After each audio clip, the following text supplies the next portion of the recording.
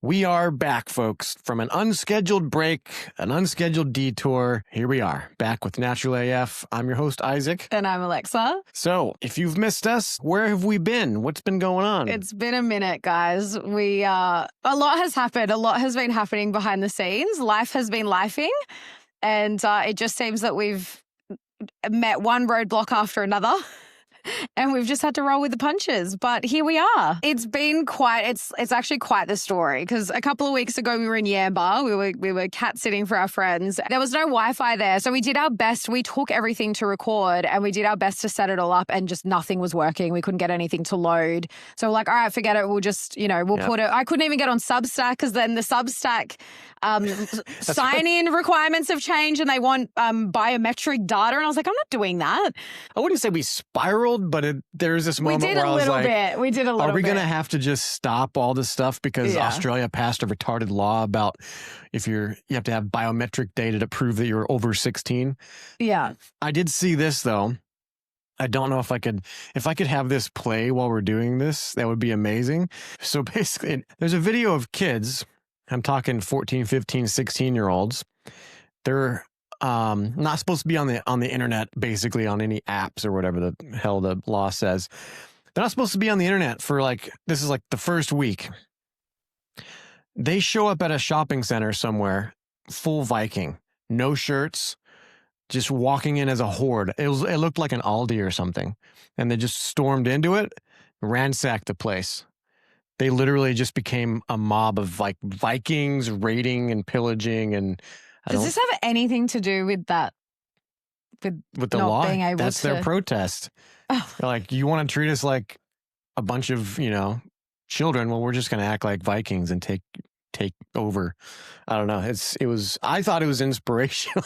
Everyone's like, oh, can you believe it? Can you believe this generation of these? I'm like, there's hope. There is a sliver of silver on that cloudy day when the kids become Vikings and they reclaim their manhood. This is like a rite of passage for them, honestly. This is their Boston Tea Party. Congratulations, Australia. I had no knowledge of this, but we digress. Anyway, so long story short, we couldn't even notify. Isaac was out working a lot that week, so I was kind of left to try and do what I could, and nothing was working. I had even more troubles with getting online, and couldn't get onto Substack to let you guys know. We're like, it's fine. We'll just put it out the next week. We'll let everyone know. And then last week, we recorded the intro. We did all the things that we had to do, and Isaac went to put it all together to put it out, and the mics weren't working. The mics hadn't been connected correctly, and there was no audio on everything that we recorded. Yep.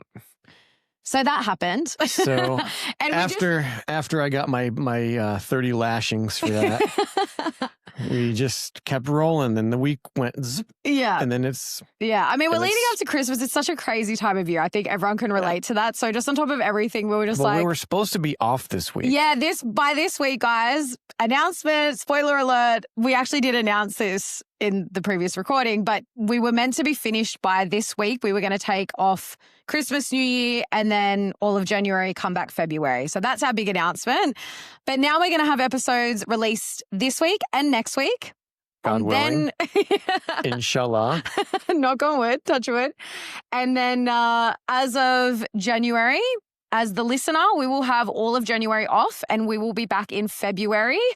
Refreshed, rejuvenated. We're going to freshen up the show a little bit. We've got a lot of ideas in the works and things happening, and I'm super excited. Yep.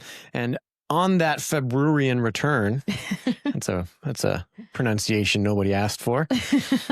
In that month, we're going to be, between now and then, we're going to be brainstorming and workshopping some upgrades to the show and some ideas. If you have any ideas, things that maybe formats for shows that would make this more interesting, not as long. Maybe we'll break it up a bit, have interviews here. Or just what you want to see more of. Do you want more roundtables? Do you want more interviews? Do you want more dumb social media videos that I found uniquely inspiring? Yeah. I think we might put out a poll. We'll figure out the best way to do that for our listeners, but it'd be good to put out a poll, because I think that everything that we're thinking of doing and how we're slightly going to change things up, I think everyone is going to love it. But we would love to hear people's feedback. Are you getting ready to dab me?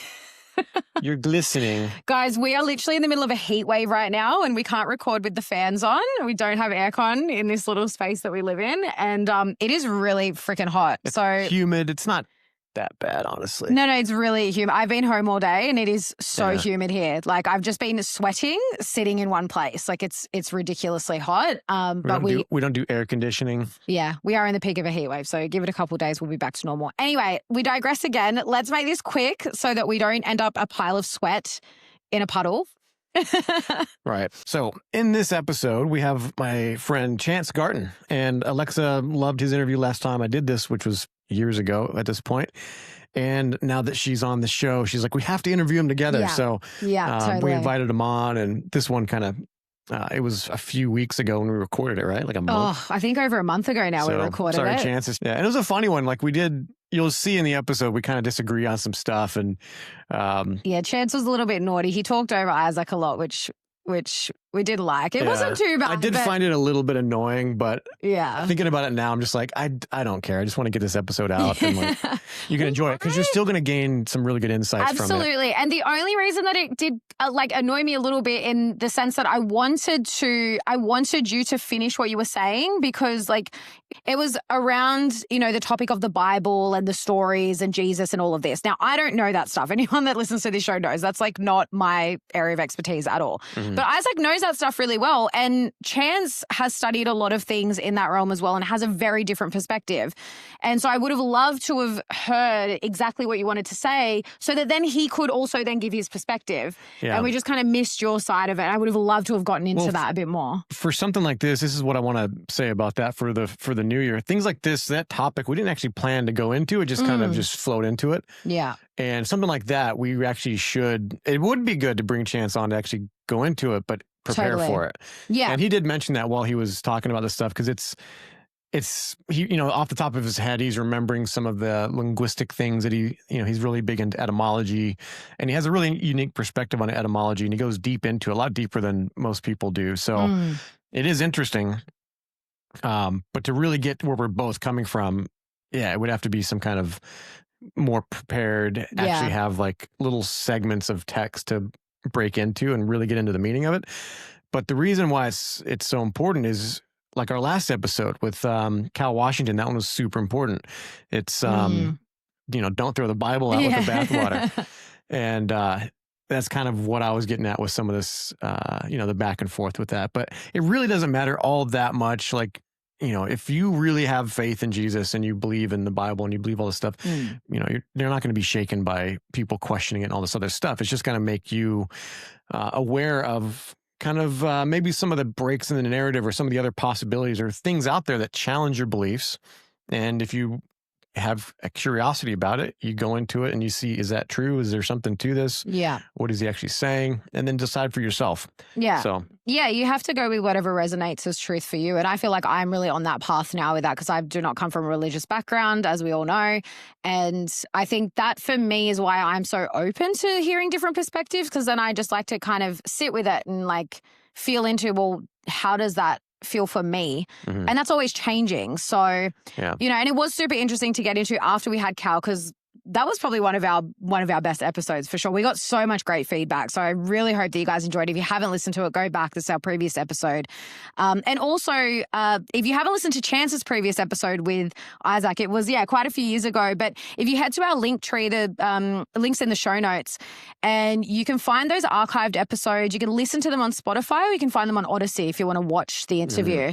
Mm-hmm. And it was an awesome interview. And it's funny because I think it was one of your longest ones that you did, and it's definitely one of our longest ones that we've done with Chance together. And we talked about a bunch of different stuff. We did biofield tuning, things about the body and that kind of thing. And we just Chance is such a wealth of knowledge, so it was a lot of fun to talk about lots of different things. All right. Well, before we get into the episode, this is an independent show. We're never going to have ads for gambling unless it's on Rumble. I don't control what Rumble puts in front of in the thing, but we don't run ads. It's sponsored by us and our energy and our bright personalities, and Natural Art Form, which is a business that Alex and I run. And I create formulations and solve certain problems for certain people, have a certain set of skills, if I might say. But we both got really sunburnt when we were in Yamba recently, out on the beach. And we were at another Christmas gathering yesterday. We were out in the sun for quite a while, and Regenerate has been an absolute godsend. I actually just looked today. The only place that I've only just over a week later have started to peel a little bit was this little patch on my tummy that got the most burnt. And it's taken a week to even, it's the tiniest bit of peeling because I've literally been using Regenerate on it like every day, multiple times a day. And everywhere else went tan. This is the only part that stayed red. But it's so soothing and hydrating and so amazing for this time of year here in Australia. Honestly, those burns that we got, without Regenerate, I think they probably would have definitely been blistered. Like, you know, you get like second-degree burns. It was like a second-degree burn. Potentially. It was pretty bad. It was really bad. So, but that comes from a background as an Army medic. I think a little bit differently about things. I put together DMSO with aloe, inspired by Amanda Vollmer. And then I just expanded that recipe into more of a cream, a lotion that I added comp-free calendula to, and then titrated down the DMSO dose so you don't have fish breath. That's I don't really get that too much, but some people that use heavy DMSO use. I do get questions at the markets every now and then though, like, does your product cause fish breath? Because if you take straight DMSO, Alexa's smelled it, or garlic breath, or however you would describe it. Yeah, it's a sulfur compound. So I think sulfury, that kind of smell. Yeah. So I've never experienced we get questions about that, though. but I just want to set the record straight. With our products, I've titrated down the dosage of DMSO so that it's still maximally effective without having that. No, I'm pretty sensitive to DMSO, and I can taste it in my mouth sometimes, but you don't say, oh, you've got bad breath. No. Like, no. So yeah, these are good formulations and they're clean because we don't hate you. Like a lot of the other companies, I'm not claiming anything, but they put chemical ingredients in it that it's at this point, it's unnecessary. We've got natural alternatives to it. Mm-hmm. We're not Cosmos certified or anything, but we're doing things at that level or beyond. So organic formulations as locally grown and locally produced as possible. So I actually want to take this opportunity. It's, great time of the year to reflect on the year that's been and, just really be grateful. And especially in these last couple of months, it has been so amazing for any of our listeners who are also natural art form customers, who a lot of you are. I just want to thank you so, so, so much. The online orders these last couple of months, we have actually been so blown away because Isaac's only just started. And when I say just started, like I don't even know if we're getting any customers through the paid ads, but we haven't done any paid advertising up until this point. And all of the orders we get in Australia are through word of mouth. We are up on like the Way Forward, and there are certain other communities that people know of us through those. But it's just phenomenal the way that it's now growing and word has spread. And it really is all thanks to you guys. One, for not only buying the products, and now we have repeat customers that have bought, one guy just ordered 3 bundles and this is the 3rd time he's ordered from us. So Thank you. Don't know names, but thank you so much. And yeah, it's all thanks to you guys, like spreading the word and telling people how much of, the products are doing for you and how great they are. So I just want to thank you and, from both of us because it means the absolute world to us. Yeah. Y'all came in at like a bunch of champions, just a herd of champions helping us out. Really appreciate you. And Alexa mentioned it. So the Way Forward. So if you're a member on Alex Zek's community, the Way Forward, you actually can get 20% off. So if you're there, go to their marketplace, look us up.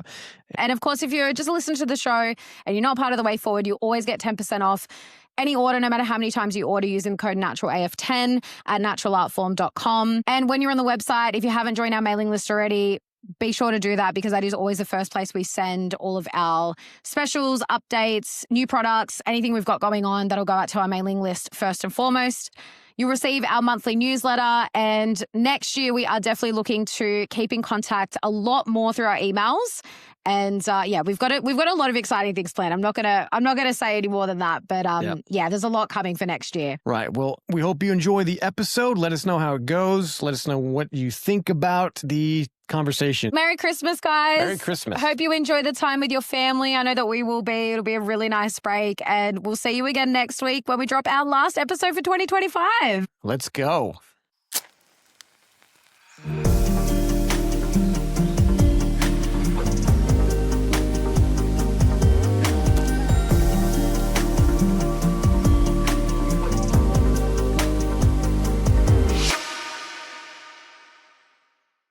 Chance Garton is the host of InnerVerse, a podcast dedicated to prying open your 30 and showing you the reality of perpetual synchronicity.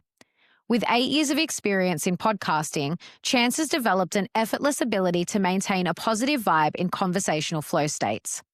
His consistent efforts at researching language, symbolism, and mythology fill his conversations with fresh insights, and his knowledge in a wide variety of subjects allows him to see connections that others miss. Chance is also a Biofield Tuner and seasoned energy worker and divination specialist, having helped hundreds of people around the world heal and align their mind and body. All right, we've got an amazing guest back on the show for the second time. Chance Garton in the house. Good to see you, buddy. Welcome. Wow. What's up, Isaac? It's been too long, man. And it's great to meet you, Alexa. So good to finally meet you, Chance. Yeah, Isaac, it feels like it's been, like I said, far too long. I've known you for quite a while at this point. Yeah. I still tell people at the markets when we're doing our thing with Natural Art Form, talking about the shoulder injury that I had. And I just remember back at the time at Bear Fest, I was sharing a bit of that with you. You actually stopped by the little market stall that I had at Bear Fest, and right away you keyed in on some really important things with my left shoulder and the emotional stuff, relational stuff that I was dealing with at the time. And that's kind of how we met. And it was very accurate and very interesting. And we started talking, biofield tuning at some point. I don't know. It just kind of carried on from there. But the old left shoulder of empath being hurt by psychic vampire. Yeah. I mean, not to say anyone's literally a psychic vampire, but that's the storyline that tends to live there. But it's not always like that. It's the left shoulder of taking on negative energy from other people or the world, and being too porous or vulnerable to it. I know, because that was I had the left shoulder injury that caused me to investigate tuning when nothing else was working to heal it. Nice. There you go. We're going to get into that. Oh, we're definitely going to get into that. I can't wait. But before we get there, I'd love for our audience, because we do have a lot of new listeners from when Isaac first started. So for anyone that doesn't know you, we'd love to hear a bit of your own personal journey and sort of, I guess, what the major sort of, rites of passage were for you to lead you to where you are today and the work that you do. Oh yeah. Thank you. I'll try to just stick to the main beats. Man, it was so long ago, but 10 years ago, I started InnerVerse podcast. And now that has become, rather than just a show, it's kind of like an umbrella channel where I've got multiple podcasts over the history of, my work. And right now I'm doing only 3 different ones. At certain points I had maybe up to 4. And I just do the one that I feel like doing next. Right now I've got the main show, InnerVerse. It's been a year of quality over quantity as I became a father a year ago, and the ability to live stream weekly became a little different for me. It just wasn't as attractive as, spending time being helpful or having fun with the baby. And I'm happy with that decision. And right now my show usually comes out about once a month for the main show. And then those are kind of a higher quality production, a lot more creativity and personal art put into the shows than I was doing before. So that's part of why they don't come out as often. But on a weekly basis, or been attempting to do it weekly, I think I finally hit my stride and I'm really doing it weekly. I have a members only show called Inner Circle, where I share stuff that doesn't make it into a more interview style podcast, and I just talk by myself for about an hour or so to the supporting audience on Substack and Patreon and all that. And I've really enjoyed doing that, because having less content frequency, you start to maybe feel a little rusty behind the mic, and having this weekly outlet where I'm just practicing the flow state of speech and also thinking about stuff that I've learned in that week, it becomes its own helpful exercise. And I think a lot of good information is getting put into that didn't have an outlet before. Like this week, I did a show about some of the tunings that had come up in that week for clients, specifically focusing on. And one thing I've learned a lot about, Isaac, since I did any sessions for you, is herbalism and how plants really synergize with the tuning process. Now, typically kind of divine, if you will, like divination, a plant that will be the guiding teacher or spirit, if you will, for a session with a client. And then as the session unfolds, it becomes more and more clear to me why that plant was the one that wanted to help. But also, it teaches me stuff about what that plant actually is here to help for, besides just the textbook. It's a remedy for digestion problems or et cetera, et cetera. It gives me a much broader, almost personal relationship with a plant by seeing a human being and the full dynamic spread of complications that a human being can express, that one particular plant is the perfect teacher or spirit or guide for that person. So then they also will hopefully take that on as a prescription for a while to help them integrate the lessons in the tuning. But like, for example, this week I talked about there. What I realized when I started talking was like, oh, the plants that came up this week, they're all like smudgeable. They all have this Oh, sort of interesting. dynamic of being used in incense and smudge. And it was yarrow and Palo Santo, of course, and then the third one was dragon's blood, which is more of a resin Ah. for incense. But as I explored how they showed up, what I learned about those particular plant teachers and healers, I realized that there was a very cool alchemy between the three, where if you considered the magnum opus or the four steps of the great work, Negredo or the blackening being like the trauma itself or the disconnection or the dissonance in one's energy field, that's the first stage. And then the second stage of the whitening being very relatable to yarrow and the, going on into the yellowing being very relatable to Palo Santo, and dragon's blood being perfect for the reddening. And that was a very cool exploration, and it allows me in those kind of solo podcasts to reflect and realize that there is a tighter web of synchronicity that interconnects the seemingly disconnected events in our life on a weekly basis, on a day-to-day basis. And it's really cool. So, if people are curious to hear about the Yes. alchemical magnum opus between those three incense type plants and how they Definitely go showed up back in and tunings, check out is pretty cool. that. And I think by the time I was moving over here, you were in the middle of doing a series. I can't remember who was involved with it, but they were going over the astrological links to different plants, and you were doing this whole series of I love things. that. So, yeah, go That back and was see really those. valuable. Yeah. So, I'll try to return to the question of like my journey and whatnot, but that is a series that is exemplary of how in the years of the podcast on my channel, really the content is not typically like dated in any way. And you could go back years in the archive and find something that was extremely important, resonant, chock full of wisdom. And that series was, we called it Astro Herbalism. And that was my first exposure really to learning about herbalism on a mystical level. So I was like a total novice at that point. And, I still consider myself quite a beginner in plants, but going back and listening to clips or segments from that series where we actually did about 15 and we covered essentially one zodiac sign and how at a time, and how several different plants are archetypally, you can derive aspects of their quality and their virtue through their relationship to the archetype of that zodiac sign, and why in the doctrine of signature sense, like how they look, how they smell, what they do throughout the course of the seasons, you can make the relationship between those two. Like, for example, yarrow, which is Achillea millefolium, named after Achilles, because in the mythology, Achilles, in one of the versions of the story, he's dipped in the river Styx, held up by his heel. And that was why he was vulnerable at the heels, because that was the only part that didn't go in the water. But in another version, he was actually dipped in yarrow tea.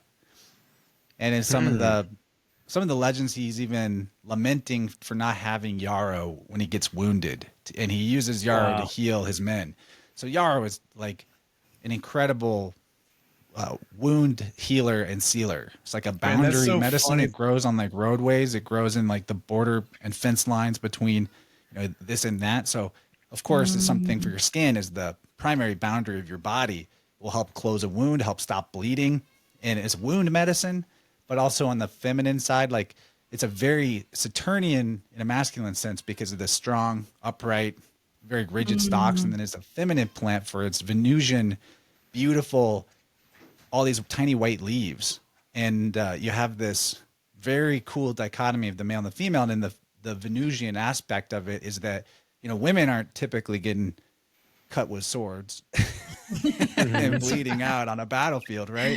But their wound that yarrow is really good for healing is womb damage. So after pregnancy, after giving birth, after miscarriage, or other kinds of menstruation blood problems that can go on, excess bleeding, things of that nature. So it has this cool, even in the word, it almost sounds similar. It's like womb and wound. It heals. It's a healer for both. And I think that's pretty cool. That's what the millefolium means, 1,000 leaves. It's talking about all the tiny little white flower petals that bud off of it. But then the leaves itself have this serrated, like razor edge, which in the doctrine of signatures would tell you, it's like, this is good for if you get cut by something sharp. Like it has that sharp edge. It's so interesting, the correlation to the astrological signs, because my mum's actually studying homeopathy at the moment and they've just learnt about tissue salts. And she was just telling us the other day that there's 12 tissue salts. They all correlate to an astrological sign. And apparently she was saying that everyone's deficient in 3 tissue salts because we gestate for 9 months. And so that leaves out 3, like you generally will be, well, that's the idea, is that you'll be deficient in those 3 salts or 3 signs, astrological signs, that you weren't like in the womb for. So that I just find that fascinating. Yeah. And another thing, there's the zodiac framework applies to so much. And I'm going to ask you guys, what do you think Achillea millefolium might relate to in the doctrine of signatures of the 12 signs of the zodiac? I have no idea. I know there's a planet for the wounded healer, but when I thought wounded healer and like with the because of the heal. Well, yeah, Chiron, and the wounds. asteroid, right? But Chiron is even in the mythology who teaches Achilles to use yarrow, which is cool. Wow. Yeah, but that's in our series it may be. I'm not sure. We put it with Aquarius in our series because Aquarius rules the ankles, which is like where the heel is at. Yeah, that makes sense. Yeah, fun fact, I've actually got a tattoo of Achilles on my right leg, and his Achilles is on my Achilles. And also, when I moved to Australia, there was something in that, man. I got that in jump school in the Army, but when I moved to Australia, I was growing my mind just had a flash. Yarrow? Yeah, I was growing yarrow in Wyoming, and I dried it, that and calendula, but I brought a jar of yarrow with me. I don't know why. I was just like, I grew this. I'm going to bring that, and then it stayed on our shelf for a couple years, and then just recently I did a tallow extract with the yarrow. I was like, I want to make something with this tallow, but I want to do an herbal extract in the tallow, put it into a topical remedy, but. Something about the yarrow is calling to me, brother. Yeah, man. It's another thing that yarrow I think is good for is think about the warrior tendency to bleed for others, right? And when we were talking about the beginning, your left shoulder injury and how in the biofield that is representative of someone that's taken on negative energy from other people. A lot of the time it's like, I'm trying to help a lost cause or something like that. I'm trying to do too much. I'm taking on the toxin or the poison of somebody else that isn't really mine. And I feel this like responsibility. For me, whenever I had this injury, it was more like what dawned on me was that I kept putting myself in those situations and relationships so I could have a project that was why I stalled out and didn't do I didn't do my things that would actually matter and help me in my life. And so as an interesting example, using yarrow as a plant that would have been really helpful for me at that time, and maybe part of why you were drawn to it, because you have even an Achilles tattoo right in that spot, is the ankles in the biofield are the left ankle is your ability to detach from causes of stress, anxiety, and fear. And so when there's an ankle or heel problem, we are attached to some stressor in an unhealthy way. And the back of the ankle, even more specifically, is like we don't know what it is we're attached to. We just feel it nebulously. Now, the right ankle has this quality of being representative of our decisiveness, more in the general sense, but then also procrastination. Like if we are a perfectionist or a procrastinator, the right ankle will usually have some kind of recurrence of injury or discomfort, or at the very least, a subtle stuck energy to it. And I call it perfectiocrastinism or procrastifectionism. That's Because me. a lot of times those things go together where you spend your time perfecting details that are unimportant and don't matter and not actually putting any attention. You're procrastinating the steps that would matter a lot to you. So looking at those, yeah, I mean, we all can probably relate to that, right? So Yeah. looking at those two things together, this like left shoulder and the ankles, like this taking on other people's toxicity for them. Well, what filters the toxicity in the body is primarily the liver is the biggest organ for that. And so whenever we're in those positions of taking on other people's stuff for them, pushing down our own feelings and our own needs to be there in a way that's unhealthy for us, right? But thinking we're helping, or, in my case, it was like procrastinating, doing my own thing that I should be doing. Well, we probably are repressing anger in that type of dynamic quite a lot, right? Which means there's going to be damage or dis-ease, or at the very least, some dysfunction going on in the liver. The liver is going to get backed up because the liver is the organ that governs the emotion of anger as well. So looking at those things in context with each other, it's like, well, the warrior, he may bleed for others. And the warrior is often like archetypally connected with anger and like rage and stuff like that. And then on the other hand, you have the Achilles archetype coming back to the heel or the ankle. So the warrior has to be decisive. And as soon as he's not decisive, as soon as he strikes his blow in the wrong place, like with the idea of perfectionism and procrastination, or he's too slow, procrastinates doing what he's got to do. He did.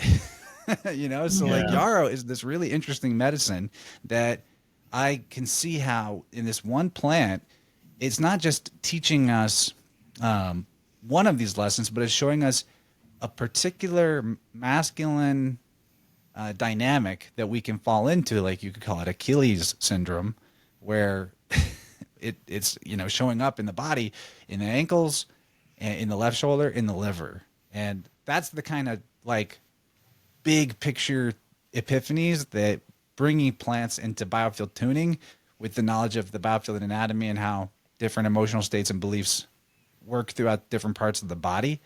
And it's just like, wow, I'm starting to get plants in a way that I never was really getting before when I was attempting to just learn about them by reading the book and, this is good for that. And here's the things to memorize.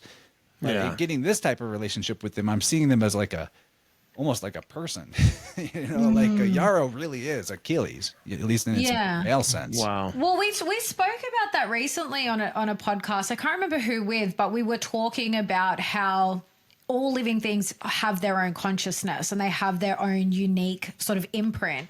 And that's absolutely true for plants. And we quite often, I think that's, we would maybe talking about it in the context of plant medicine. And so each, people are very familiar with ayahuasca or peyote or those kinds of things. And they will all give you different experiences because they carry their own sort of own energy. And so I love bringing that into, just like these herbal, like these everyday plants that we have access to, because, and I'm sure we'll get into this a lot more in terms of like with the biofield tuning, but as we know now that everything physical is preceded by the metaphysical. And I think there's no difference when it comes to plants and nature. Yeah, everything physical is preceded by the metaphysical. That's actually the main lesson of the idea of quality over quantity is that in the materialist vibe, it's like they believe that the physical matter, the quantity of particles and the quantity of, molecular arrangement in a very numerical sense, because they're like counting protons and neutrons and electrons, allegedly. Mhm. that quantity, particleization quantity, is what generates qualities. So like those exact, one proton, one neutron, one electron, hydrogen, and then you go down the line of the periodic table. So it's literally like numbers are creating the quality that they're calling elements in the periodic table. That's actually totally backwards. Yeah. The quality, which is a metaphysical concept, is what condenses down into a material form.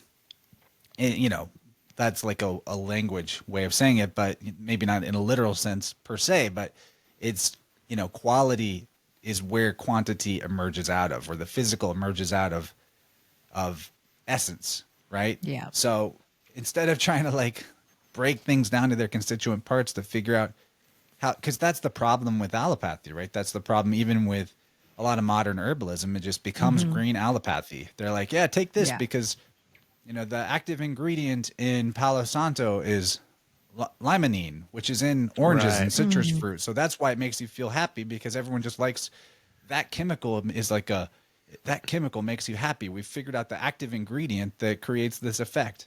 But, good luck. Like, yeah, extract that one chemical out and, Yeah. I All don't we know, just need burn is some it or acetone and whatever. And some that is not the gasoline. same as Yeah. burning a stick of real Palo Santo that was harvested mindfully from an already fallen tree, treated as a sacred living being reverently. You can tell the difference between Palo that was like cut down or grown and then harvested in that way versus wild harvested in the traditional like native way where they don't touch the tree unless they get permission from a tree that was already down to harvest for Palo. It's a different vibe. So, where does that come from? That's not the limonene chemical. Yeah. Yeah, So exactly. did you do the allopathic route? Did you try all that when you had your shoulder injury before? Like, what actually led you to switching gears and going into biofield tuning or learning about that? Well, I didn't try, like I didn't go to the doctor or nothing. I was not a doctor believer, but I was in limbo. I knew that I had experience. Okay, so backing up a little bit, I started off in typical Midwestern, white Anglo-Saxon Protestant upbringing, yada, yada, went to high school, went to university because you're supposed to, and kind of felt very aimless and purposeless in that point. And when I hit the graduation of university, where I got an English degree in creative writing, which was just so that I could do something to get a degree, not because I had any intention to pursue that. It was really the lowest point of my life in a lot of ways, because I didn't know who I was. I didn't know what I wanted. I didn't know where I was going. And so when I moved back to my hometown and started working at my parents' company, just as like a sort of a assistant position to the administration department, because it's like here's a job for you, do something, right? And I moved back in Right. with my parents. It was at first, that was like bottoming out in a way to me, because it was where I finally had to face that what I had been doing since becoming a young adult was just to please the people that I thought I needed to please. And I never actually had any intention or direction with it. Then I got drawn through some friends into the world of going to music festivals, discovered some, psilocybin experiences, Mushrooms. Yeah. MDMA experiences. I wasn't like a heavy drug user in any sense, but there were a couple of years there where I was trying out those things, and everyone around me is doing it recreationally, and I had no capacity for it as a recreational tool. Like it was all like every time I did it, I was like, okay, what's the next giant epiphany, life-changing discovery about how the universe works? Basically, long story short, that first year, really that first summer of opening up to the psychedelic experience, I had this weird, almost like time travel type moment. Not a moment, it was like an extended period of time where temporarily, I don't know how else to describe it, so bear with me that this is, figurative language in a way, but this is what it felt like. My future self was inhabiting my younger body from that time. And there was a solid 6 months where I just knew stuff that I had no business knowing about, like metaphysical dynamics. I could do quite proficiently like energy healing just through my hands and through touch. I could cure people's Wow. headaches. I could cure their nausea. I could bring them back out of a K-hole. I knew stuff that I shouldn't know. I had like psychic premonitions constantly. Like it was wild stuff. Wow. And it Wow. like it was really weird because I up to that point was like you know, raised Christian and then became an atheist after discovering that the religion thing was deceiving me in certain respects. And so I was super directionless. And that's probably part of the low point is, the loss of a spiritual path. But anyway, through these experiences opening up to energy, many wild synchronicities led me to stuff like Qigong and crystals and all kinds of stuff that started opening up my sensitivity further. But at a certain point, I had to stop with the psychedelics because it was getting too real. Like, I couldn't take mushrooms because as soon as I did, I was aware of all of the non-living people that were around us all the time, and they wanted my attention. And I was like, I'm not ready for you. This is freaky. Was And that all the like other people around me Frodo's are like, ring? "Ooh, Like we're all of a sudden tripping, we're you're- having fun," and I'm like, "I see dead people." Wow. And, so I had to stop Way to that. kill the buzz, Chance. Well, I wasn't telling them.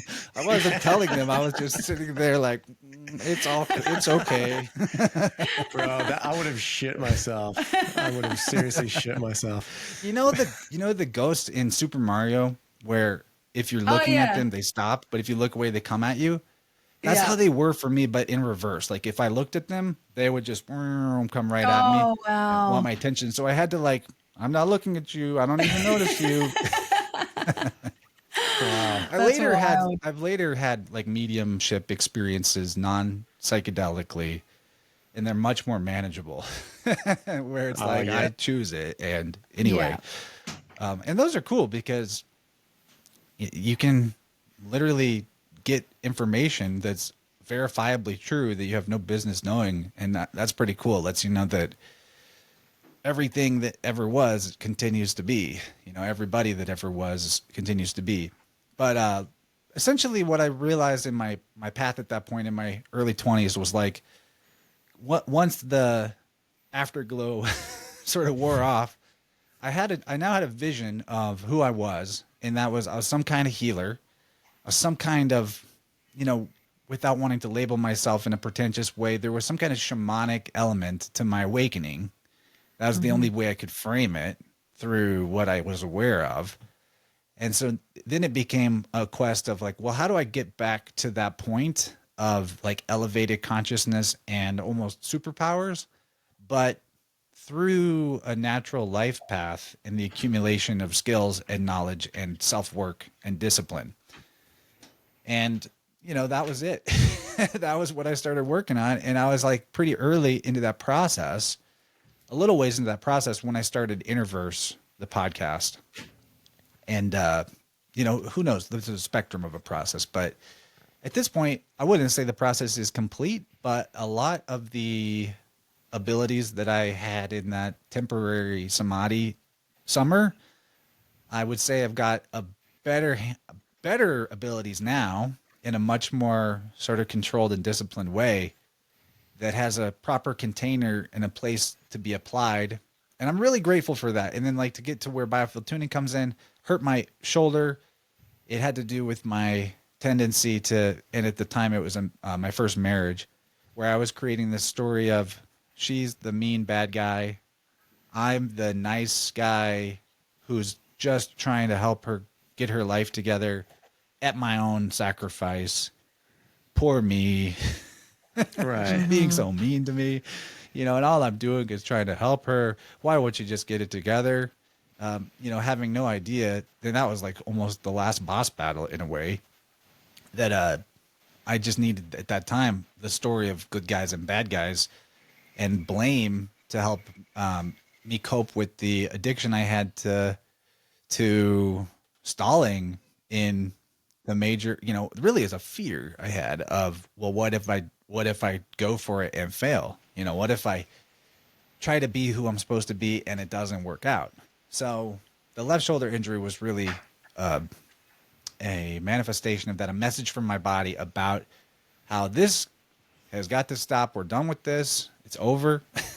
So I tried everything. I thought it was rock climbing that had hurt my shoulder. Stopped climbing for a week, stopped climbing for a month. 3 months later, still hadn't gotten better, coming in and going from the wall, but sometimes taking several weeks off because I really wanted to climb again. And I hear Eileen McCusick on a podcast one day, and it just rings a lot of bells for me. And I get her tuning fork because I hear her a second time on another show I like. So I'm like, okay, something is really resonating about this. It sounds deeply true. It sounds like this actually might be something I need to know about. I ordered her book. I got her sonic slider fork, put it on my shoulder. Immediately, the pain of the injury was better that day. Wow. Within a couple of days, I had full range of motion back. I mean, like, the injury was such that I couldn't raise my left arm over my head. And within a week, I could get back to full strength workouts with the shoulder. It was like, I was like, okay, there was something about that injury that was not physical in a sense, because it shouldn't have been all better that fast. Yeah. And then little did I know, as I'd be separated from my first wife, and then not that long after it was like fully over, because I dealt with the physical aspect of the issue. The external aspect of the issue was going to follow. Right? And I learned the lessons about what it meant as I was going by studying the biofield anatomy, and eventually, it clicked like, oh, this is why that happened, which really helped me deal with the the other side of left shoulder, the heart chakra, if you will. The front end of it is the repression of grief and sadness. So, what I had to go through on the resolution of that injury was I had to, through the external circumstance of that relationship ending, I had to go through a lot of grief and sadness. And I'll just say, we're both better off. There was nothing wrong with her at all. She was not the bad guy that I had made her in my mind. And she didn't deserve to be in that dynamic any more than I belonged in that dynamic. And, grateful for that time in my life. There was a lot of good, more than bad, in that relationship. But we were both being held back by it. And so it was the right thing for that to shift. And it was the level of crazy, mind-blowing, like, I fixed my seemingly permanent injury and then my whole life changed dramatically type of experience I needed to really kick me into investigating tuning further. And luckily at that point I had a podcast audience, and I had some friends willing to be experimented on, and I had a lot more free time because I was single. So I started trying it out on people and offering, sessions where I'm basically trying to figure it out. Because I know Eileen offers training through the Biofield Tuning store, and I recommend people go to that. I'm not saying not to do that, but A, I didn't have like income to throw at that, and B, I just needed to know that it was real for myself. I needed to figure out my way of doing it. I needed to investigate it, not be like, I'm doing this the way I was told to do it because this is the right way to do it. I needed to just wing it, wing my way through it. And along the way, I discovered so much more than what is in her books. And I have been tuned by certified tuners and other self-taught tuners. And I will say it's interesting to be tuned by both, because the standard method is extremely effective, efficient, and well thought out. A lot of experience and knowledge went into that. The intuitive method, for people that are, I guess, brave enough to figure it out in that way, has also been really powerful in the results. I've had extreme breakthroughs with both sides of the coin. And I think a lot of the time, the training and the certificate we get for something is more just like our permission slip that, yep, you're allowed. You're allowed to do it now. And that permission slip isn't coming from the one who handed you the piece of paper. It's really your permission slip to yourself. And you needed that story of the external authority giving you the thumbs up or the green light to feel like you're comfortable to do it. But the truth is, when you are following something that you're called to do on a soul level, spirit level, the even though the leap of faith is scary and like, what if I'm not ready? I'll tell you, you feel that way every day, no matter how far how long you've been flying since jumping off the cliff. And that's just fine. That's part of the excitement. And that's part of the trust that is needed in your worldview to actually succeed in your soul path, if you want to call it something cheesy like that. But the cool thing is, especially in a sort of healing arts work with authenticity, I assume that you, because in my experience, this is how it's always been, you will be presented the situations that A, you're ready for, and B, you need to learn about as you're ready to learn about them in perfect order. So I've never really been thrown anything as a self-taught tuner that I was not equipped to help. Yet, as the years have passed, what I'm able to help with and comprehend and deal with in people's health situations and biofield situations has become much more complex and robust and complete. And so to me, I've heard woo new age people call it like soul clients or whatever, but you get the person that you're ready to help, and that's who comes to you. And that's how it works. And that's part of it. You got to trust that if you're going to take the leap of faith, like that, God is not going to be like, look at this idiot trying to do what he knows he should and what's right. I'm going to throw him this curveball and he's going to get knocked off the horse. That is not how God works. That's not how life is, but we deep down, I think that's kind of what we're afraid of, even though we don't put it in those terms, not just try to make light of it, because I know we've all felt that way about the thing that we were scared to do, but we feel called to do. So yeah. And that's what's got me to this point, years later, I've tuned hundreds of people and I'm still learning as I go, but it's come a long way. I'll say that. Yeah. Can I just say, I have to share, that resonates for me so deeply, what you just said, because that's exactly what happened with me with human design. So I first came to human design like a few years ago, around not too long before I met Isaac. And I was just fascinated by it, like just for myself at first. And I was just like literally just Googling everything in my human design chart. I didn't really know anything about it. And then I just started like listening to more podcasts about it and like learning more and more and more. And just like everyone I knew, I was like, oh my God, do you want to look at your human design? I'd like pull up their charts and I'd start like, and that's how I started learning, like was just looking up other people's charts and like reading about all the different aspects. And it got to the point where like people started like it got out that I was like into human design. And so people started asking me to read their charts and they were offering to pay me. And I was like, I actually remember the first person that ever asked, it was like through a connection through my mum. And she was like, yeah. So I told her like, yeah, you'd probably be happy to do it. And I got angry at my mum because I felt so inadequate to be paid to read someone's chart that I was like, why would you say that? And I got really angry at her. And anyway, I ended up doing it. And then like more and more people started asking me for readings. And I was like, okay, cool. And like, I think that's such a perfect example of what you said, Chance, because I hear this a lot from people when they start doing like what they're meant to be doing. That's kind of what happens. It's like you said, it's just like the universe just starts showing up in your life in these ways where you'll just like, go this way. Like this is what you're meant to be doing. And like the people will show up and just start like asking you to like do these things in my case. And, it's really interesting because I was completely self-taught up until like about a month ago. I did like a beginner's course. It was just like it's like a segue into the advanced practitioner course. And I did that and I was like, I knew everything in the course and I was like, okay, that's cool. And it was like kind of validating. But then now going through the advanced practitioner course, it's almost halfway through and this has cost me thousands of dollars. And I literally am halfway through and I'm just like, wow, I paid thousands of dollars to just feel validated in everything that I know. Like, and yeah, and it's so crazy because. Well, that's worth it in a way. It's a valuable lesson. Yeah, absolutely. Very valuable lesson. And yeah, just what you said is just, it's so true because I think it's not about how other people view you. It's how you view yourself. And literally up until this point, I just kept thinking, I don't know enough. I haven't been like formally trained. And going through the course, I'm just like, wow, I really know a lot. And in saying that, I can also appreciate, I've always loved with human design learning from different people, because you always hear things explained in a different way or you get different insights. And I'm actually loving this particular teacher. So it's still super valuable, but also I'm just like, wow, I just paid thousands of dollars to feel validated. Yeah. Yeah, man. Or go ahead, Isaac.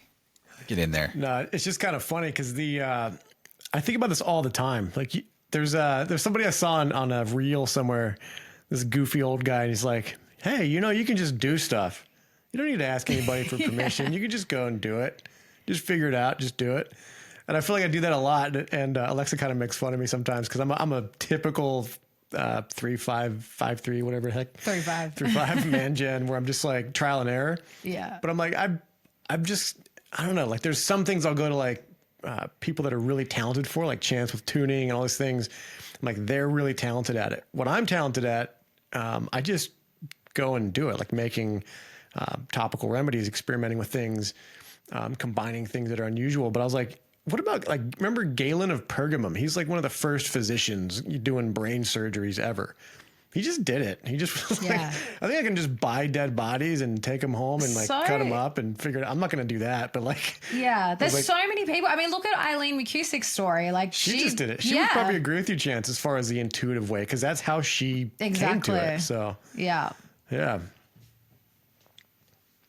It's funny you brought up talent, because in my mind I was thinking about saying this, and then you just validated it because you're probably more psychic than you realize. You probably picked this up off of me from across the world, but talent is kind of a bogus concept. And it comes, first of all, it's interesting that we even use the word talent to represent the concept of I guess, it's taken to mean like a God-given inherent ability or skill that is different than what most people have, your God-given talents. But a talent is a measure of money.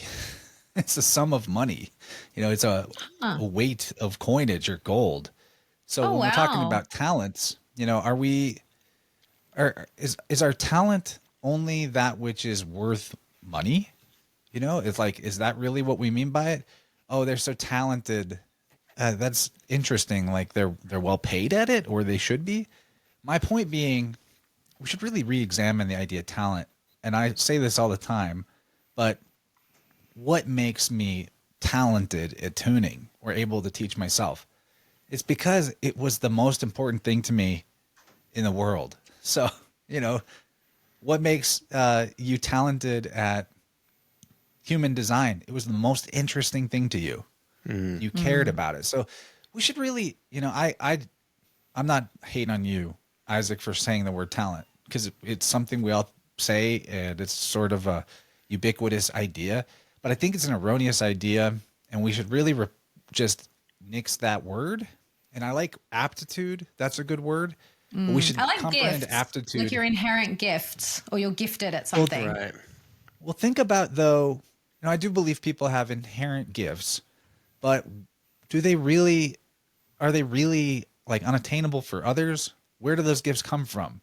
I've really thought about this, because when I started the show, one of the main reasons I started the show is because I wanted to talk to artists specifically. I'd been involved in the psychedelic music festival, transformational arts scene for a couple of years. And I had all these interesting conversations with creative people. And I was like, how do they do it? How do they get their booth and go out to that festival and paint paintings and just surf on the uncertainty of whether or not they're going to sell enough art to eat that week or pay their rent or make it to the next event? How do they do it? What's the secret? I'm interviewing these people, like trying to get to the bottom of it. Tell me how to do it. Tell me how to do it. I want to do that. I want to make it by my own steam of what I care about and not have to work a normie job. Nobody could tell me. Nobody can tell me, until I had to do it myself. And now I can talk about it. It's a leap of faith. You just do it. Opportunities arise. Think of it like if you want a video game where the next quest is going to be marked somewhere on your heads up display at all times, meaning that you will be presented opportunities at the pace at which you capitalize on those opportunities or turn them down. And there will always be the next one. There will always be the next one. You will know what to do. It's one step at a time. You know, so many different axioms and platitudes I could regurgitate about it now that I get it. But the aptitude, man, it's not an intrinsic thing. It's a function of care.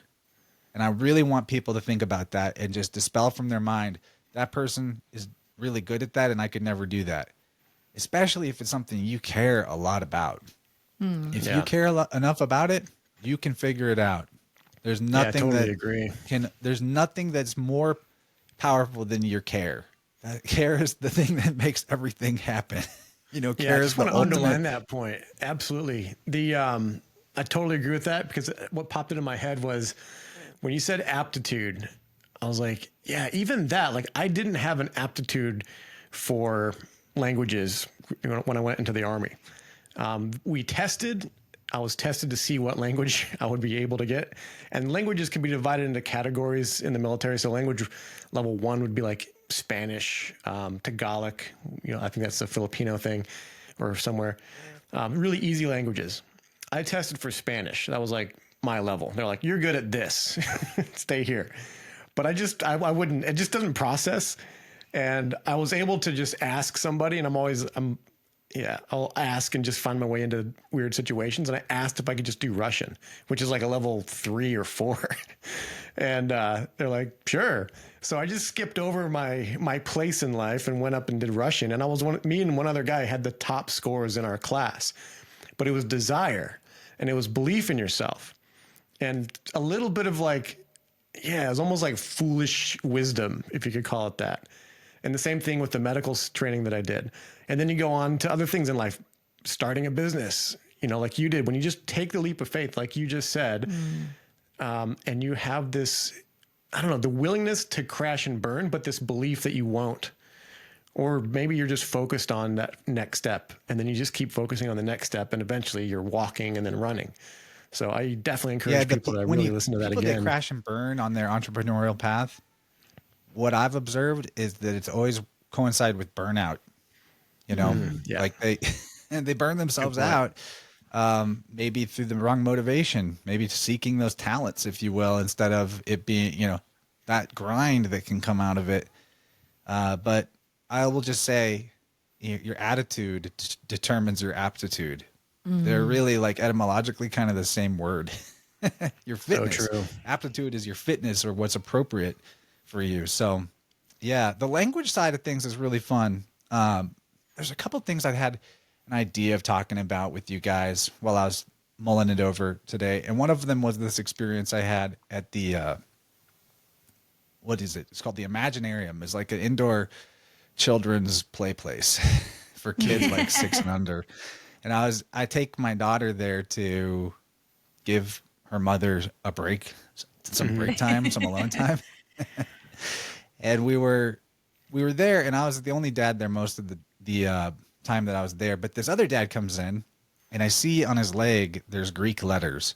Interestingly enough, they were right on his ankle. Back to the Achilles thing. And I was like trying to turn my head sideways, like which is, because one of the letters at the end was a chi, which is like, or ki looks like an X, and that could be the beginning of the word or the end of the word. I was trying to figure it out, and then I saw it, and I was like, okay, the word was charis, and I was like, hey man, I really like your leg tattoo, charis. It means grace. That's my daughter's name. My daughter's name is Grace. And he's like, whoa, you could read that? And I was like, yeah. And I just like to study alphabets. And I don't speak Greek. I speak a little. I do speak a little, but, not really anywhere near fluent. But I can read the alphabet. I can read the words. And then studying the relationship between different languages, their alphabets specifically, you can learn a lot about the meaning of a word. So, for example, I'm going to use this as an example because studying alphabets is like a key to the matrix. You can unlock so much hidden gravy in, you can literally look at words in another language and figure out what they mean if you have the etymological skills or philological skills, whichever you want to call it. I call it philological, actually. Studying languages and alphabets means love of language. Philo, love, ology, logos. And how I knew that this word charis meant grace, for example. Even though the key is not the third letter, phonetically it's the sound of like a k or the letter C, you know? And the third letter of the Greek alphabet, gamma, which is a G, but the third letter of the English alphabet is a C. The English alphabet and the Greek alphabet are very close in order of the letters that correspond to each other. So A, B, C, alpha, beta, gamma. And when you think about like the rules of philology, one way you can intuit your way through it is what does my mouth do when, what's the arrangement of my tongue and my lips when I make this letter sound? So g, the letter G, g, g, and the letter C, k, k. Just feel how that feels in your mouth. It's almost identical. And depending on even somebody's sort of like accent or dialect, you might really do more of a g when the letter is a k. So, charis, right? Grace, charis. You see how it's very close to the same word. Yeah. And there you go. That's like an example of how knowing letter swaps, you can figure out what a word might mean. But what's even cooler is when you start to learn some words in other languages and see even more fun connections. Like I said to this guy, because I got the vibe from talking to him that the tattoo had like a spiritual significance to him, like the grace of God. And I was like, do you know what the Greek word for that they use for Lord in the New Testament is when they're talking about Jesus? And he didn't, and it's kairos. Or I'm sorry, it's kurios. I'm sorry. Kairos means time, which is also very close, but kurios and charis, very close to the same word right there. So Lord and grace, similar word. And then if you go even further, go over to Persian, kuros means the sun. So, you start to do these jumps and you're like, wow, this word means different things across different languages, but it's all representing the same thing. It's the sun and grace, which is just being given something out, be literally like a gift from the divine is what you could consider grace. While the sun is like that gift, it just keeps giving. Yeah. It keeps giving. Doesn't matter how naughty of a boy you've been, that sun's going to rise tomorrow and keep you alive. It's the ultimate grace, and it is the Lord of the zodiac, and it's the Lord of the sky. It's the seat of the Lord, you could say. So that's just like a little language flow that I was thinking about today, because that was my personal experience. And It's it's so nice to be able interesting. to read other alphabets. It can It's teach a you so much. superpower, man. It's something that I'm profoundly curious in. There's, you pick up these little breadcrumbs along the way. I grew up reading the Bible and stuff, but then I got into extra biblical texts.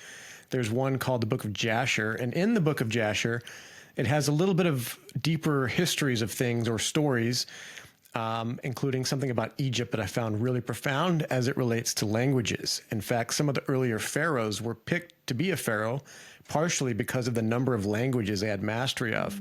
And one of them mentioned, I think in the Book of Jasher, something like 120, 130 languages that he spoke. Wow. And I have this belief about the ancient stories about Babel and Egypt and where they're connected was when the languages were scattered, when they built the Tower of Babel and God, to confuse them, scattered their languages so they couldn't understand each other. And then you look at the so-called language of Egypt, and I don't know where you are on that, well, the hieroglyphics and all that, but I imagine if languages were scattered and they couldn't commute with each other, but they were priest class, they were these people that were highly tuned in, highly skilled in this wisdom of how things work, they could craft symbols that would communicate what those languages all were trying to say from different tongues. And so a language of symbols emerged. And when you start learning these multiple languages, and especially on your level where you go even deeper and you're looking at the very symbol of each letter and what it can mean and how there's these intersections in meaning, I liken it to being able to see through walls. maybe even physical walls, but like theological walls, ideological walls, cultural walls. You can see through all of that with these symbols if you learn to read them and speak them. Yeah, it is. It is kind of like X-ray vision, because the language barriers are one of the things that really kept humanity in sort of a darkened state in their spiritual life, I'll say. Because it's not that the religions themselves are dark, but when humanity is trapped in a purely exoteric understanding of the religion, where they're given fables and told that those are historical truths, while never given any of the allegorical meaning about the truths of nature that those stories represent, is a huge problem for them. It's a huge problem for people, and that's part of one of the things I explore a ton in the last years of my show is religious mythology, syncretism. And the biggest key to that is language, because you're able to determine through language how different characters in different mythologies are the same name, just with the letters are changed because of the alphabets that are used. And that can be, that's hugely eye-opening. It comes down to, this is the kind of thing that's hard to talk about without some preparation beforehand, because it's like the devil's in the details with this type of thing. And, we have some really deep shows, myself and my friend Dylan Sakosio, a podcast called Inner World, where we tackle different aspects of this in deep analysis. But, my ultimate conclusion is that the ancient systems of spirituality did not really have all these hundreds and thousands of gods, but that later interpretations of these things were applied like from a later time, and there is assumed to be all these different gods. What it really appears to be, once you study the language, is that there was only ever like one God, and he had many different titles and epithets and personas that would typify him at different times of the year, or allegorize different parts of nature's cycles, particularly the seasons, most primarily. And that those titles and epithets were mistaken for names, or descriptions were mistaken for names, or intentionally obfuscated to be names. And I think probably there's a lot of intentional obfuscating, because when the Catholic or the Holy Roman Empire arose, that what to me seems like it was a corporate rebranding, like a takeover of a pre-existing system. They needed to create the illusion of originality for their savior, when I feel like anybody with any kind of logic whatsoever, It's like MAGA. would be like, why would God only give the savior to one place in the world, and he would wait a long ass time before he gave that savior? Like, wouldn't the savior be eternally available and always accessible? That's the other side. Like on a mystical side, I look at it like I have that conspiratorial brain that wants to say, yeah, the priest class was intentionally keeping humanity in the dark about the mystical secrets of the religions. But then on the other hand, I'm thinking, what if the myth, the monomyth, the savior, the destruction and rebirth of the world, and the dying and resurrecting savior, that are the same thing? What if that's something that shows up through human consciousness and is just an emergent feature of this reality? Like, I've heard it said, and I really believe this, that the truth is always in the room. And the more you think about that principle or axiom and really meditate on it, maybe even like with hindsight to times in your life where you filtered out the truth from yourself, but later you realize the truth was there all along, staring you in the face. The truth is always in the room. And even though, in my opinion, the mythology of the savior is a fable, what it represents is something deeply true. And, we could get into that on a metaphysics concept, on a consciousness concept. But that, to me, the more I look at it, the more I'm kind of a bothist. Where like, yep, there was some shady stuff going on with priest classes trying to gatekeep the knowledge. And then also it's an emergent faculty of human consciousness that we tell this story or this monomyth to each other, or we discern this story out of observing nature. And somewhere in every human life, it's like that story, a version of it, is going to make itself known to that human being. Not because you have to believe to be saved, but so that you understand so that you have the opportunity to connect with a higher force, and that higher force is representative that in the Christian tradition we call Jesus Christ. And I think that there's a very absolute reality to that Son of God, or second person of the Trinity, if you want to call him that. And we could talk about how I think that works on a philosophical level, or we could go somewhere else, but that's kind of, I don't know, I'm just really rambling right now. There's so many places we could go with it, but I love how you just explained that, because I've had this conversation with a girlfriend who, has recently sort of come to Christianity, but is going down that path of like, you must take Jesus Christ, take the name of Jesus Christ. And it's like, the problem I have with that kind of sect of Christianity is that they speak about Jesus as if he's God. And to me, that almost like goes more into the realm of like that satanic worship of man, where they worship the man over God. And I'm not saying that like Jesus shouldn't be admired, because there's a lot of beautiful lessons and a lot of beautiful teachings. And I've personally had an experience of Jesus and felt that like unconditional love that, everyone talked about that he had.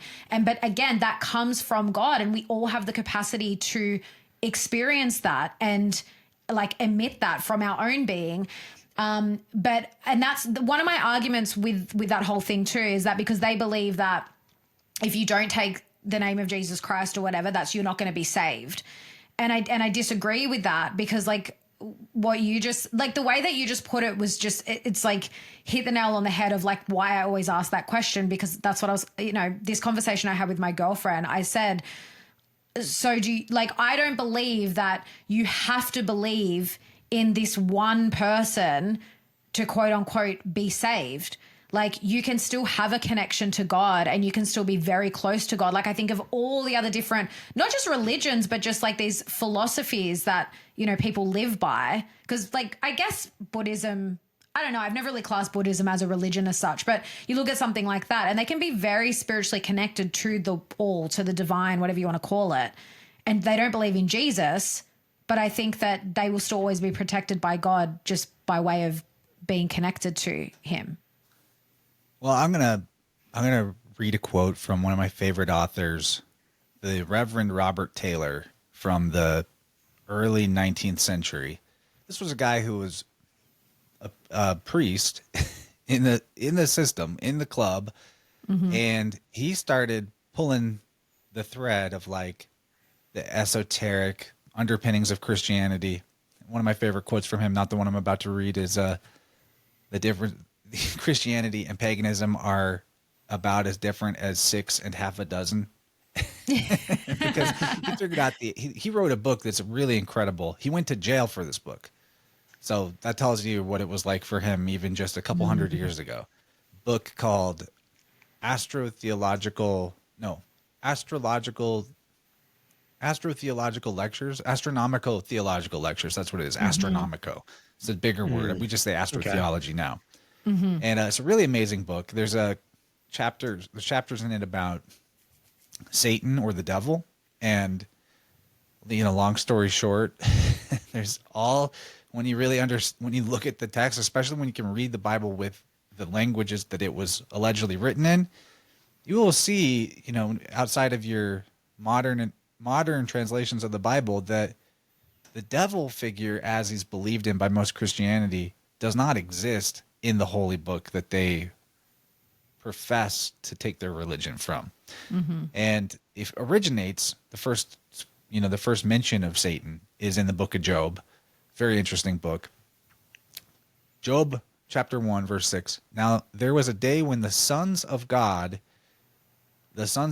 came to present themselves before the Lord, and Satan came also among them. So that's right there. Like, we should back up. Who's the devil? And Robert Taylor says about this, knowing then who the sons of God are, we know who Satan was. For when the sons of God came to present themselves before the Lord, Satan came also among them.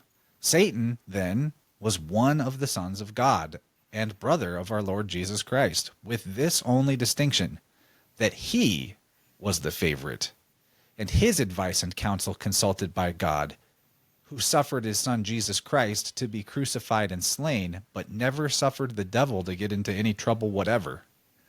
That's the kind of stuff that got him put in jail. Oh yeah, But I can see that challenging some. That's ruffling some priestly skirts. Yeah, very But interesting. what he just said is absolutely biblically accurate. God had caused all this or allowed all this suffering to Jesus, but Satan never got into any trouble at all. And even in the Yeah. book of Job, he's taking Satan's advice. They're having very friendly conversation. The point being, when you really understand I have entire episodes in our show Inner World about, it was a two-parter. I think altogether it was probably 6 or 7 hours of deep research that me and Dylan presented. Like, that show is not an interview show. It is we both do tons of research, and then we present our notes to each other with slides and stuff. It is, if you're curious Awesome. about this stuff, like, it doesn't get more in-depth and deep than that. Yeah. Than that show on this subject. But the point being that in those devil episodes, we make a really, really strong case that the devil figure and Jesus are the same entity, and it's the threefold being: creator, preserver, destroyer. It's all one. It's one guy, mythologically speaking, but even more so that when you really understand the trickster archetype that Jesus embodies in a archetypal sense, and that's literally the destroyer, preserver shows up in that way. Like, they call Jesus Jesus and Satan are both the morning star, literally in the Bible, given the same titles occasionally. It's been so long since we did that research, I can't give you the full gravy on it, but I agree with what you say, Alexa, that there's an idol worship to Christianity that is very unhealthy. And the story of Jesus is awesome, but only when we really get past the modern interpretation. I liked, and this is a feather ruffler, I guess. I don't just believe in God. I know God, and I even know the savior aspect of the Trinity personally, but it's way bigger than just this tiny little guy on a cross story, which is a great story if you can get to the underpinnings of it. You can get beyond the just literal historical meaning. But the problem is, when you have this modern interpretation, we get the irony of it is because there's so many people that are like hardcore fundamental Christian believers, and even more so now, who on the other hand, they're huge Trump worshipers, and they also are like, yeah, COVID, man, the government, man, Right. Yeah, very Cooties, low discernment. but hey, isn't your guy the guy who gave Operation Warp Speed and was like the father of the cowpoke? That's my code word for it. Oh, the cowpoke. Vaca means cow. Vaca is the word for cow. So when they're talking about the V word, they're talking about their cattle, But so your guy, you're this Christian right that loves that guy. They also, hate what happened during cooties, and they blame it all on Biden. But Biden wasn't the guy that started lockdowns. Yeah. And the point being, none of that could have happened. And none of this cowpoke business would ever happen without Christianity as the foundational moral framework for the United States of America and a lot of the westernized world. And I'm not saying it's all bad. There's a lot that's good in that moral framework. Great. You know, I actually really like Big Bear's talk on his take on Owen Benjamin's take on Islam versus Christianity, about how he thinks Islam has a lot of superior aspects because it's law-based. It's about rules. Maybe those aren't the right rules, but like the idea that your religion should constitute some rules for society, I think that's pretty astute. The point being, you know, I'm kind of getting rambly, but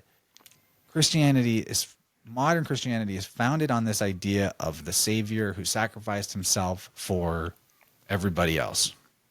And that sounds a lot like the left shoulder stuff we started the conversation talking about.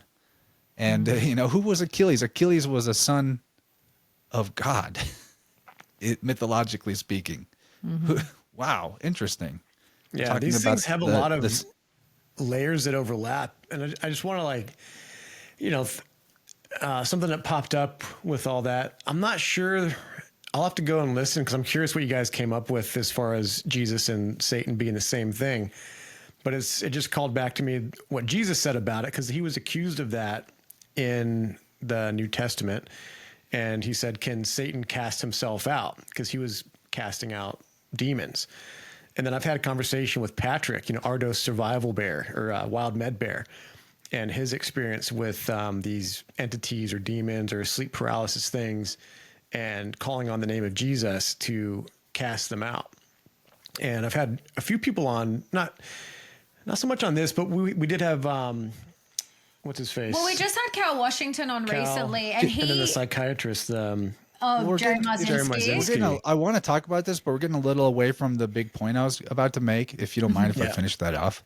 Sure. We can come back to that because that's an interesting reality that is true. Yeah. Okay, so the main hero of the religion is the guy that sacrifices himself for everybody else, right? How does but when you really put that on paper, if who we're supposed to emulate is the guy that lets the crowd kill him for the crowd's benefit, and we all emulate that, that's called my mask doesn't work unless you wear your mask. Yeah, exactly. I'm getting my shot, I'm getting my shot for everyone else. Yeah. You I know, see what you're saying. exactly. We all sacrifice ourselves for the crowd. Everybody is sacrificed. Whoops. And that is the messiah. Yeah. And we gotta really get clear about that is not what we were meant to take from the story of Jesus's death and resurrection.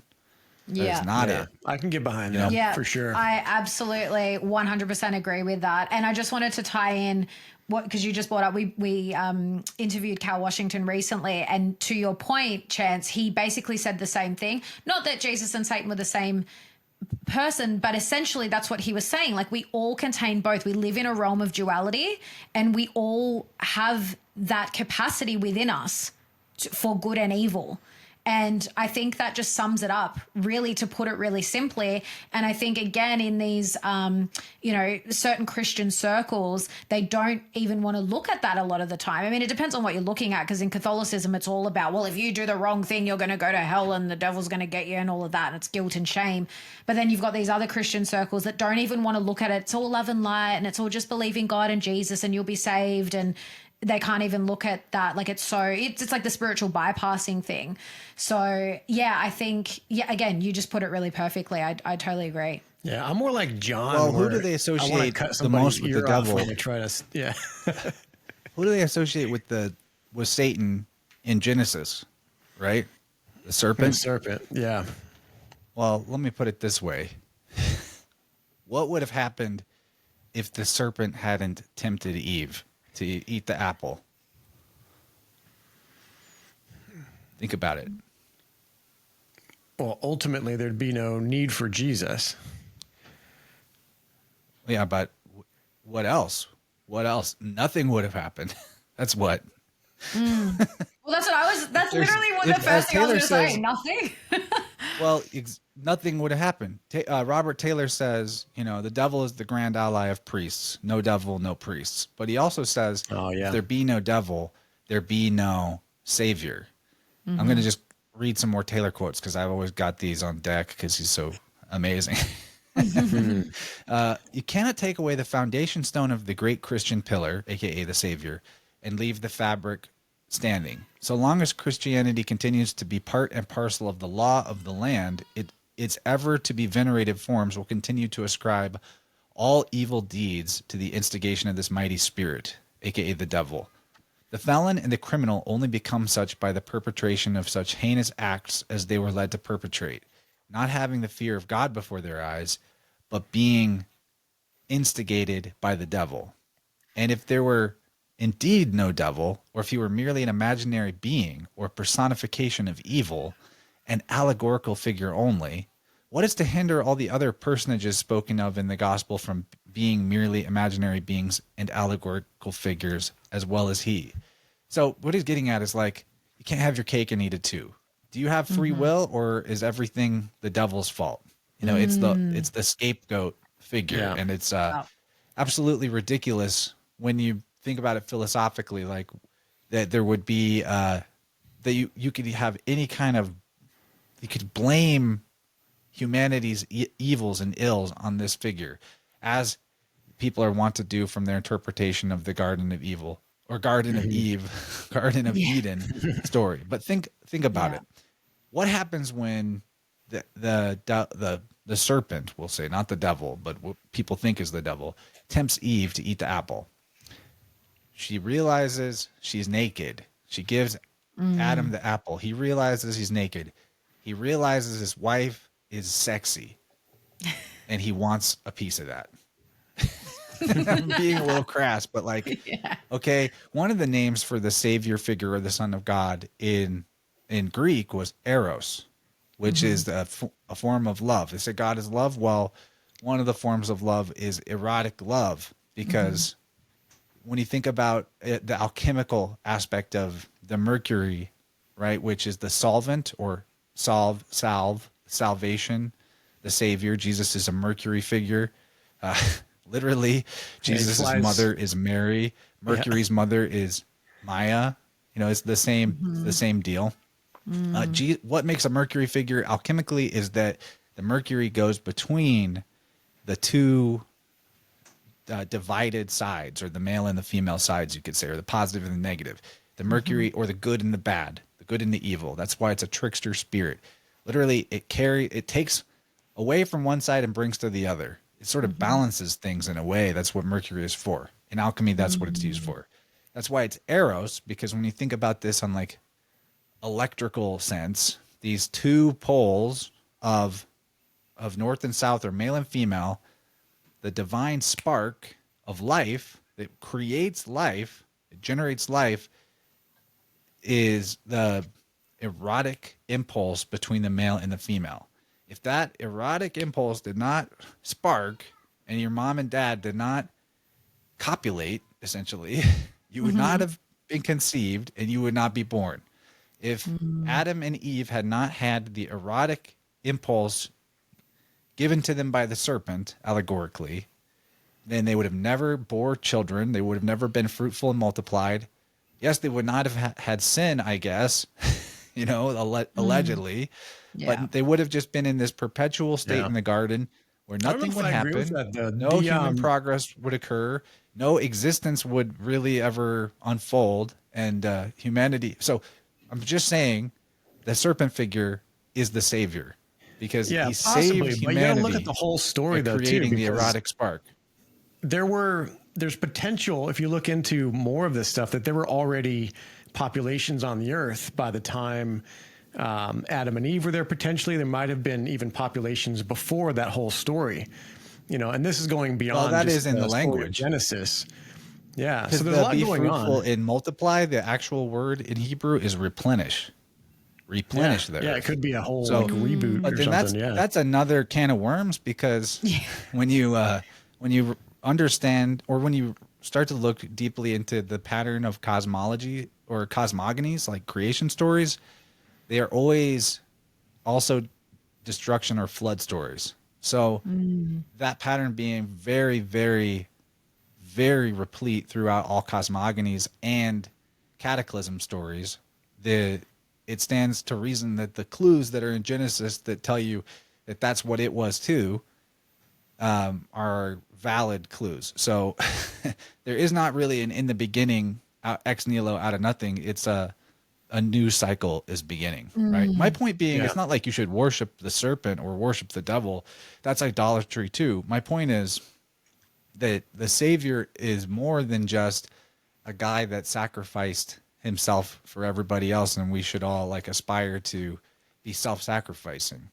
The Savior is the spark of attraction or the care or the impulse, you know, like that deep desire within you is, and this is completely antithetical to what is really taught by Christianity. It's totally a missed point.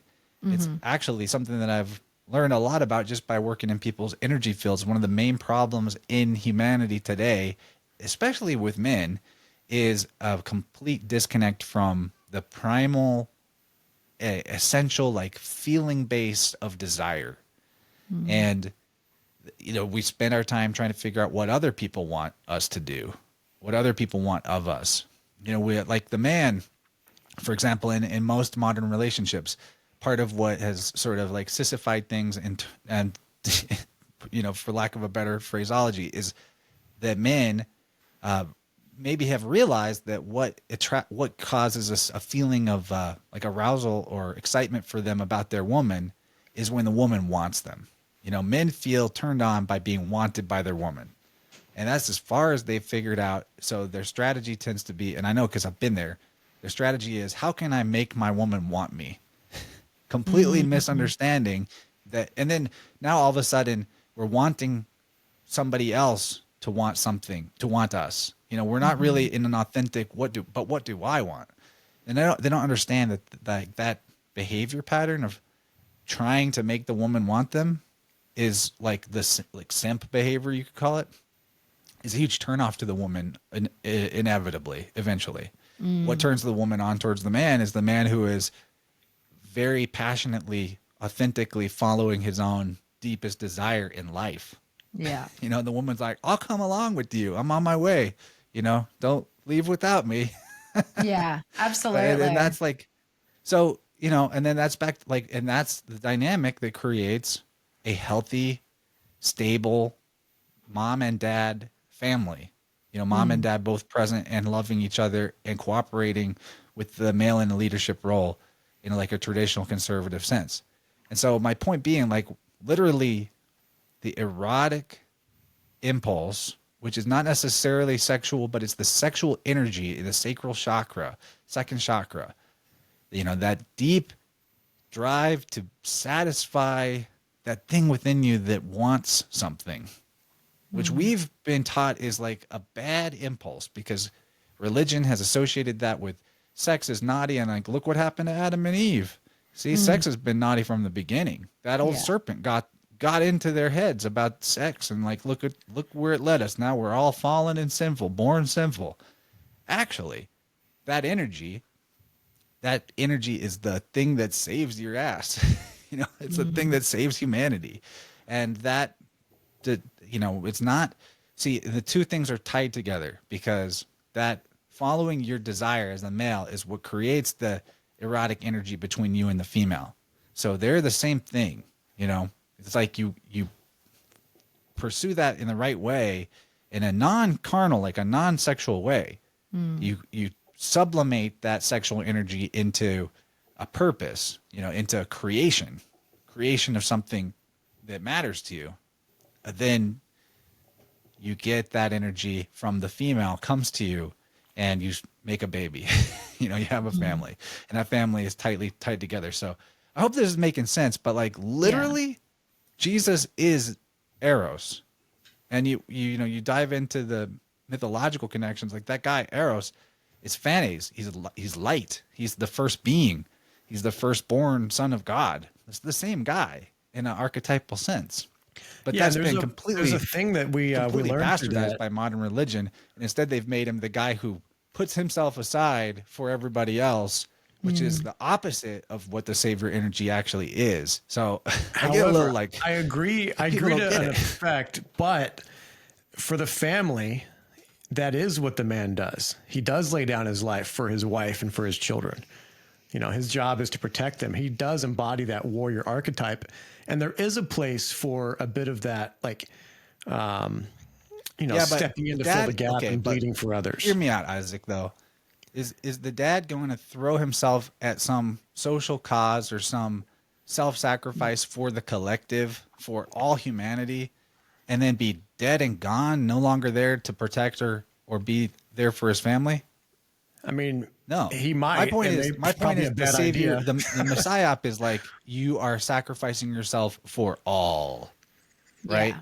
When we're talking about that deep, primal, sacral energy of desire that exists inside of us as our main creative driving force, there's nothing different about that desire for everywhere else in life that's authentic than the desire to protect your wife, your child, or provide for your wife and your child. It's the same thing. So I hope Yeah, that what makes I'm sense. saying And is like in the context, pursuing your it makes purpose on a sense. desire level is the thing that creates, will give you the abundant. Okay, let me put it this way. Abundance, right? This kind of new age concept. It deals with, we talk about abundance in a woo sense, like a manifesting abundance. If I just believe it hard enough, if I just do the right little rituals of belief and I don't think about anything negative, then I can get the thing that I want and get abundance. But in a biofield sense, this fulfillment is what we're talking about when we talk about abundance. The gratification or the satisfaction of a need or a want.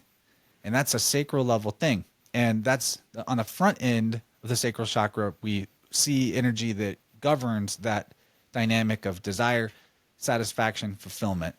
And when stuck or not flowing, manifesting as resentment and frustration and disappointment. On the back end of the left side, what is driving all of that is just the general concept of flow in the body and in life. So your creative flow state, the feeling of effortless effort, which again, care or desire is the aptitude that gives you the ability to be in that flow state and make it look easy. But so in a literal sense, and I've seen this in people's energy fields enough to know this is completely true. If you conceptualize abundance and the flow of abundance to you from the external world, like, the material things we need to thrive and survive, conceptualize that as a river. Desire is the current in that river. And the more cut off from your true, authentic desire you are, the more retarded, as in like slowed down, the flow of abundance or material fulfillment and like necessary things to fill your belly in a metaphorical and literal sense will come to you. And that's just the truth in an energy dynamics of your biology. Put that in your pocket and think about it if you need to. Desire is the current in the river of abundance. And so again, I totally agree with that. Yeah. And so this is why in so many levels, when I say Jesus or the Savior is the erotic energy, I'm talking about the sacral creative energy. And that's the very thing that when we tap into it and sublimate it, brings us that which saves us, like sustains us. Sustainer, preserver, savior, whatever word you want to say. So I mean it really literally, so I'm coming at this I know this from mythology to be true, and from linguistics to be true, and from experiential work in people's energy fields to be true, that the Savior is not sacrificing himself for everybody else. The Savior is the truest, deepest, realest desire. Not superficial desire, not like I want the Bugatti desire, but like purpose-driven desire, real fulfillment, So I'm kind of ranting about that, but trust me, bro. Well, I think man, like the Christian church and the typical belief about everything has gone through so many, it's been channeled into this weird, warped vestige of what it used to be. And I don't know what it used to be, but I've heard, Josh Del Sol talk about the Essenes, and that stuff sounds really interesting to me, that this historical characters like, John the Baptist and others were in the Essenes. And if you read their works, it's very esoteric. And it sounds like stuff that you've talked about. There's a bit of that in there. There's like a really like for the time, very The advanced. Essenes are referring to the therapeutes or the College of Alexandria, which is in Egypt. This was at the point that the empire, if you will, or the universal priesthood had moved its base of operations to Egypt in the city of Alexandria.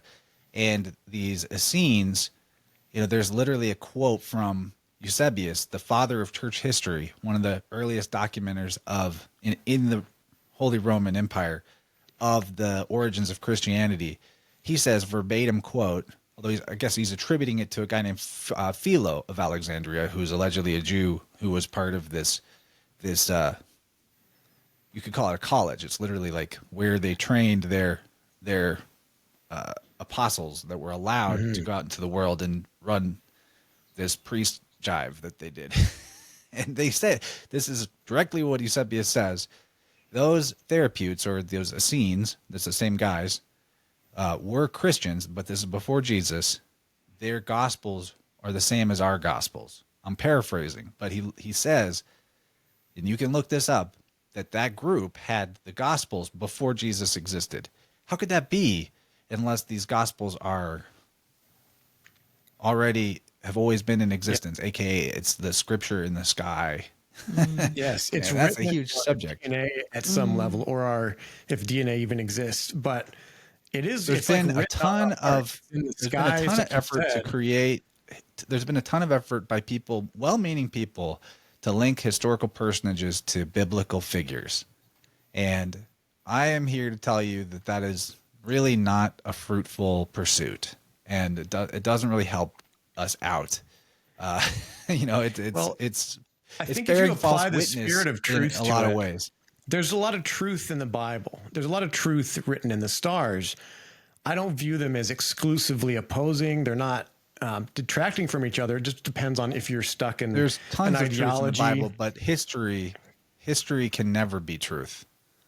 Right. History There's is no a such lie agreed upon, if you believe that. history. From Always Voltaire. a story of what happened. Think about your personal history. Do you really have memories, or do you have a story that you've told yourself about something that happened, and your memory is that story? Right? Like you might have Depends on how memories carefully you look at it. Yeah, I agree. Yeah, there's well, it a depends lot on of how far stories. back you go too. But like even Yeah. yesterday gets fuzzy, right? So my point being, there's no such thing as a text or an account that is the literal history, and this is the true story, and this is exactly what happened, and it covers everything and every part and every facet of everything that happened without any missing details. That does not exist. Period. So to pretend like this one magical book has that is it's silly, and really it just flies in the face of the concept of a loving God. Yeah. That he would expect us to all trust that really is the book, and this really is the only way. Like it's just Well, that's silly, what man. I've said that for so long. Like I didn't grow up like religious, and I actually had quite an aversion to like religion and like especially Christianity for a lot of reasons. And I'm kind of just learning more about the Bible now. And I think it is a very important text to read, but like I'm never gonna like completely live my life by it. It's not that I'm not going to take lessons from it, or like certain, like our interview with Cal Washington, honestly, I love, like he just puts things so simply. He knows the biblical stories really well, but he's not like super dogmatic about it. And he puts things really simply where it's just like, oh, I see how this applies to the context of this realm and like the world and what we're currently going through. But like we were talking about this recently after watching an interview with Steve Falconer, and like Steve, like, kind of myth. Yeah. Steve talks about like a lot of things like that people, we were watching a presentation on like how Jews don't really run the world. Like this lie that we've been fed, and he goes into all these things. Now, there were things that he presented that, Isaac was listening to. Isaac knows way more about, history and stuff than I do. And Isaac was like, oh, I don't know about Alleged that. Alleged history. Yeah. Because, and Isaac's like, I don't know about that, what he's saying, because, these texts say this and this and that, whatever. And at the end of it, we both, like, we had this conversation, and I was like, But if you were to go and look at all the historical texts throughout the world for all of time that we have access to, there are going to be a ton that tell a similar story. There are also going to be a ton that like totally contradict those stories. And so there's just so much nuance. And I think that's the key, is like being able to look at all these different things without any attachments, without being super dogmatic, without being like, this is the absolute truth. Because I think there are a lot of truths, especially when we look at the stories of history, his story. It is going to be always through, and that's the other thing, and that's one of the things I've always said about the Bible, is that it's always been all the writings, they've been written by man. They're all subjective to some degree. They've gone through someone's filter, including all. And of as the soon as you Bible, go it's into all the stories from men. allegorical, anagogical, multidimensional meaning of a scripture, where it's like you're no longer attached to it has to mean only this, but you realize that it can mean many different things. Yeah. Almost everything except historical literalism. Then Yeah. the text comes alive. Yeah. Like a work, Yeah, but like a there true are work, some like the historical work of art literalism, that like it is. giants. We got giant DNA. You know, We one got thing that Owen just Midge- popped into my head though about the serpent and arrows that I forgot, but it's such a great detail, is the Hebrew word for serpent actually has a dual meaning. Like, you know, words can mean the same spelling and mean two different things. And the word is orim, or I guess transliterated as orim, but ayin resh vav mem. And that word, that word for subtle, sorry, not serpent, subtle. Like the serpent was more subtle than any beast of the field, right? That's in Genesis 3:1. That word can mean cunning or crafty, can also mean naked. So you could have translated that verse to Interesting. be the serpent was more naked than any beast than Yahweh. Just some created, nude guy, some freaking nude Israeli on the beach like we have here. We have this nude beach near us. No one told me it was a nude beach until I went running there, and I just see all these naked dudes running out into the water. I'm like, and they got like black then curly let's get- hair. So And then to it's go like to these go naked further, Israelis. serpent in Hebrew, nakash, can also mean shining one. So Yeah. if you chose two different meanings for words that have dual meanings in that verse, it could have said the shining one was more naked than anyone. And so taking this back to, and this is something we're covering off in the next Inner World episode, where we talk about the Pentateuch and Moses, the Pentateuch being the first 5 books of the Bible, which is allegedly written by Moses, which is weird because he describes his own death and burial. So I don't know how you did that. If you wrote He the was book on yourself, mushrooms. but anyway, in that episode, the Moses episode, we've talked about it before, but we dive even deeper into the evidence that the Old Testament is a Greek story, was written by Greeks, by Greek Jews, in Greek Jews. It's not really a difference when you go back that far in terms of the religion, but it has all the fingerprints of Greek mythology and Greek fables and the astrotheological similarities to Greek fables. And we cover that off in depth. And my point being that in other Greek mythology, the god Eros, aka like naked erotic guy, savior guy, he's also called Phanes, which means shining one. So right there in that verse, you have a clue. Yeah. Isn't that funny? Right there in that verse, though, the serpent was more subtle, or the shining one was more naked. Like you could basically just read that as Phanes was Eros, you know? Anyway, like this is the kind of little clues Well, that's that what by we talk themselves about. maybe don't prove anything, but when you get strike 1, strike 2, strike 3, and you see this Yeah. pattern over and over again, you're like, I'm pretty sure. I'm pretty Well, sure. when you And think that's about why it, it's like you're hard to talk saying- about this stuff in a conversation without preparation. I feel like we've done a pretty good job. Yeah. But I really hope people go No, check there's out so much depth you my can real go to. content on it, where there's tons of preparation and tons of forethought, and I give you the gravy in a great organization that, you know, you'll listen to over and over again and hear something new every time. Yeah. Yeah, the way that the sort of religious mind meld happened and they started getting weird about sex, it's so crazy. That is like anti-life in some way, because you're trying to suppress the very desire that created you, which is directly from God. We were made to do this. Like, Well, if that's you how wanted life is to made. create, if you wanted to create wealth transfer and wealth disparity as in like abundance, imbalance between one class of people and another class of people. If what I said was true about desire and a sexual erotic energy being the current in the flow of abundance in your life, if what I said is true about that, and you knew that, and you were you had some influence in society, you might engineer a society where everyone repressed their sexual desire, but then you secretly did all kinds of freaky sex magic stuff, and you got all of the gold. Yeah. Just Talk saying, like, about there's magic. another point in favor of my theory here that this was on purpose, so that there could be the haves and have-nots. Because otherwise, like left to more natural organization of human hierarchy, as in like families and tribal structure, you would never see that kind of wealth inadequate or like a imbalance. Like, how did that happen?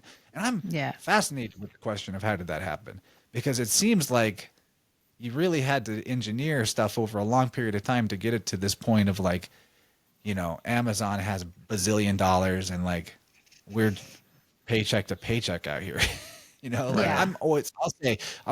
always have enough, right? We always have enough, and we don't need to be like those crazy, absurdly wealthy millions and zillions of dollars people. But like, how did that get that way?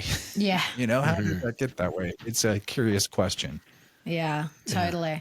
I kind of want to rewind a little bit, because something you said during all that, because again, my mind's like I couldn't help but go back to human design when you were explaining the like the sacral center and the energy of that center, and like when the energy there gets stuck and it's frustration, and like for generators and manifesting generators, the not self theme when they're not in alignment is frustration. And then what you're talking about, like the desire for generators and man gens, it's all about following their joy, like the things that light them up, like those desires, like following that.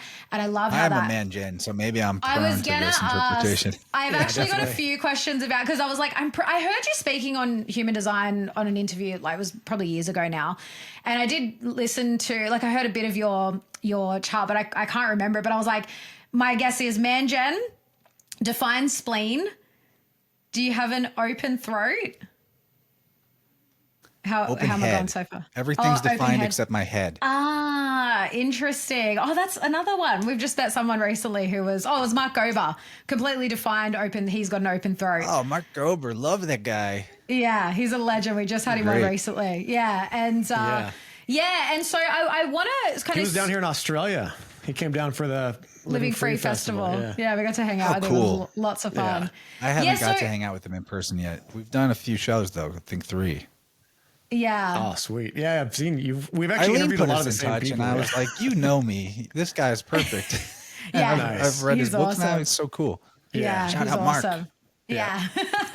So I want to so I just want to bring it back to, like, in terms of, different sort of, they're not really modalities, but schools of thought on things, and then like bringing it back to the biofield tuning. Like, have you found like there are correlations between, say, for example, because the body graph in human design is based on the chakra system, but in human design, 2 of the chakras split off. So there's 9 centers in the body graph. But also I'm thinking like things like German new medicine, because, we were talking about the left and the right side of the body through the lens of like the biofield. But have you looked into things like German new medicine, where they say, like like if you're right dominant, your right side is mother child and the left side is partner other. Like, have you found different things that also correspond with your knowledge on the biofield? So I don't want to say German new medicine is a bad system, but it overall, like, a lot of it doesn't resonate with me because it gets really specific. Like, this means this. Yeah. Right. And that doesn't, in my experience, that doesn't always hold true. Sometimes there's some categorizations that do hold true. Like, left side it's actually back to front to what you said, unless German new medicine says otherwise. Well, they say it depends on what your dominance is. So if you're left dominant, then your left side will be mother child and your right side will be partner other. So how I interpret things in terms of a biofield anatomy sense is left side is feminine and maternal, right side is masculine and paternal. Now, here's what I'm going to say, because I think this applies to more than just German new medicine versus biofield tuning, biofield anatomy. What I think is how do I put this? Because this applies to astrology too, right? Mm. Human beings have an amazing capacity to create webs of correspondence and meaning. And we categorize and organize things like this is this and that is that. And the more that we do that, the more we systematize something and familiarize ourselves with that system, the more insights seem to speak to us from between the lines of that intellectual scaffolding. And it's very mysterious, right? Like, why is it that some people will go with the sidereal, true sky astrology, and it's so right for them, and it speaks to them, it tells them everything about themselves and helps them understand layers of themselves. But another person, tropical astrology, and then even going deeper to that, like house systems. This house system works for me. This house system works for them. You know, it gets so specific, and that's always been a big mystery to me. Why do some people really get a lot out of human design, but other people just stick with pure astrology? Why do some people get into German New Medicine, and that really works for them? But I look at German New Medicine, and I'm like, this isn't really fitting the way that I see these type of correspondences. And anyway, there's so many of these. And I think, you know, it's hard to put into words. But when I ponder this question, I go back to the original, what I think is the original big map of correspondence framework, which is the zodiac and the constellations. I put myself imaginarily back in time to like, who were the people that looked at the sky and all these dots up there, and they're like, this means this, this means this, this means this. And before you know it, they've written the entire story of nature, nature's patterns and cycles and seasons, and so much deep truth encoded up there in the little dots. Like, how did they do that? You know, it's almost like it was almost like the original internet in a way, because it, you know, I think that it may have been a profoundly psychedelic type experience where they weren't putting information up there, they were taking information from there, and it was just there, and they were perceiving it. I can't think of any other way that such a system could ever have evolved. And some people, it spoke to them more clearly than others, maybe. And those people became what you would consider like shamans, and then evolved into more traditionalized systems over time and generations, and that becomes religions and yada, yada, yada. And I don't know, but I imagine that something like that goes on. But when I think of the mainstream explanation of where astrology came from, oh, well, it was a system designed so that people would know when to plant their plant their seeds and when to harvest and yada, yada. I'm like, I think those mofos could have figured that out without astrology. Yeah. I think they could have figured it out without this complex of a system. That seems easier to do than astrology. Yeah, just figuring out when to It plant seems easier things. than astrology. Yeah, yeah. You know, maybe they need some stuff like the moon phases and all that could be helpful. And knowing how many moons it was till this season and that season, yada, yada. And that's pretty simple. That is not constellations and, you know, natal charts and all of that stuff, which, you know, admittedly, some of that, like what they call judicial astrology, predicting things from the stars, that comes maybe that comes later. Who knows? Who knows how it all came about? Because from our perspective, it's just like there's ancient history and whoop, it's already there. Now that's kind of its own story, because we look at our modern system of constellations, and pretty much the oldest source we have for that is one of the Ptolemies, a book called Almagest, that's like a star chart that is allegedly from the 2nd century AD or 2nd century BC. I can't remember which. One of those 2nd centuries. And Anatoly Fomenko, the Russian statistician, he looked at that Almagest, and he looked at the stellar coordinates in it, and he mapped it in a back tracing of what time period the stars would have been in those coordinates, and was like, this shit's from the Middle Ages. So, the oldest source we actually have in a textual sense of the constellation that we use, that system, is much younger than the mainstream academic historical model would say. That's a whole nother question. You know, did they add 1,000 years to history? What's going on? Getting sidetracked. But, you know, look, hey, where does this come from? Why is it that when we have complex systems of information and codified systems, something more comes out of it? You know, even like in modern times, this is happening right now to us. How is it that I can go to chatgpt.com, a complex code of algorithms, and something more is coming out of it? You know, something more than the sum of its parts is emerging out of it. I'm not saying that it's like alive, but it's a similar thing. You know, I see it as a similar thing. It's almost, if you break it down to simplicity of music, where is the overtone coming from when you play 2 notes or 3 notes and you get that chord comes out where it's bigger than the sum of its parts? There's something extra there, you know, and that is divine. If we really get the simple point of music, where it's like that extra energy that comes out of the chord that wasn't there in the sum of its parts of those individual notes, on a bigger scale, that's what things like astrology are. That's what things like the Biofield anatomy are. It's, you know, we recognize that there is something that connects everything. Call it a pattern. Call it a pater, the father. It's the same word, the pattern and the father. It's the word that the priests chose to call themselves, actually. You know, and it's what they call God, the father, the pater.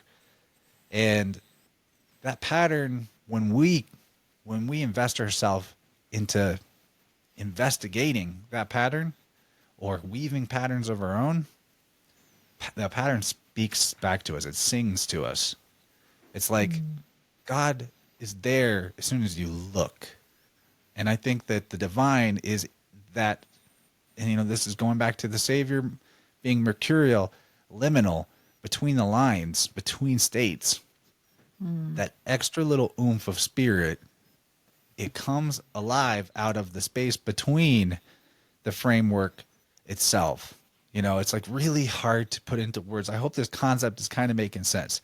So I think there's something about that little quiet, but sometimes very distinct spirit that emerges out of patterns to us that allows us to get something more out of astrology, our chosen system, the one that makes sense to us, the one that we know the pieces of, you know, like the sum is greater than the parts. And that is one of the greatest mysteries of being alive that I don't hear spoken about.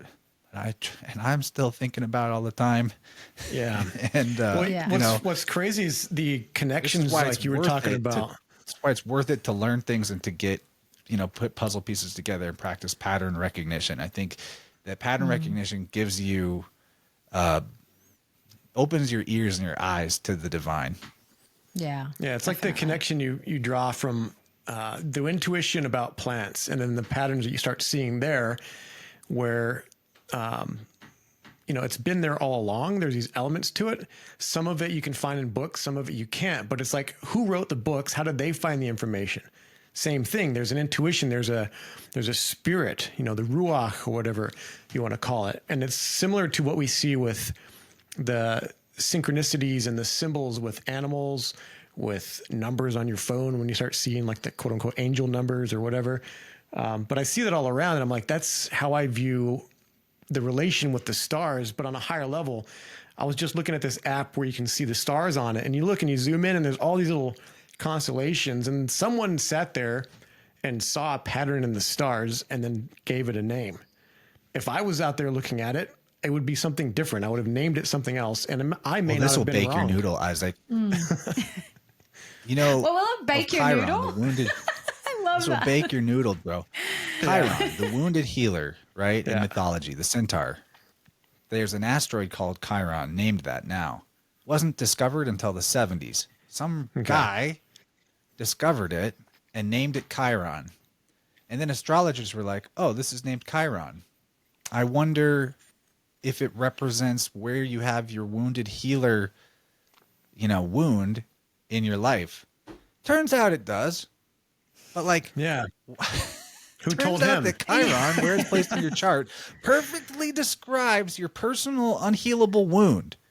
Oh, wow. Yeah. Like, but this wasn't a part of ancient astrology. This was discovered in the 70s, and the guy just named it Chiron because it had qualities that were similar to the appearance of a comet and to an asteroid. It was a hybrid, like a centaur is a hybrid. So he's like, let's call it Chiron. Turns out that it perfectly illustrates that exact concept of the wounded healer in someone's birth chart, for sure. For sure. I've looked at it on a lot of people. You know, I like to, when I have had a client for a long time, we've done several sessions together. I might do a session with them where I'm like, let's look at your Chiron placement, and we check it out, and it's like, oh, all this work we've done, this one placement explains and ties together that entire thing. Like, here's the theme that ties together everything we've ever worked on together in your healing. So what does that mean, man? You know, was that always a light in the sky that had the correspondence to that concept? Or was the guy was inspired to call it that just by a divine inspiration, unwittingly calling it what it truly is? I think when you consider how many people's names, their first name, really illustrate the essence of their character. This is something I think people used to know. That's why they call it your Christian name or your God-given name, as opposed to your last name, your family name, right? Like, let me give you another one. This is just a fun one. My daughter, right?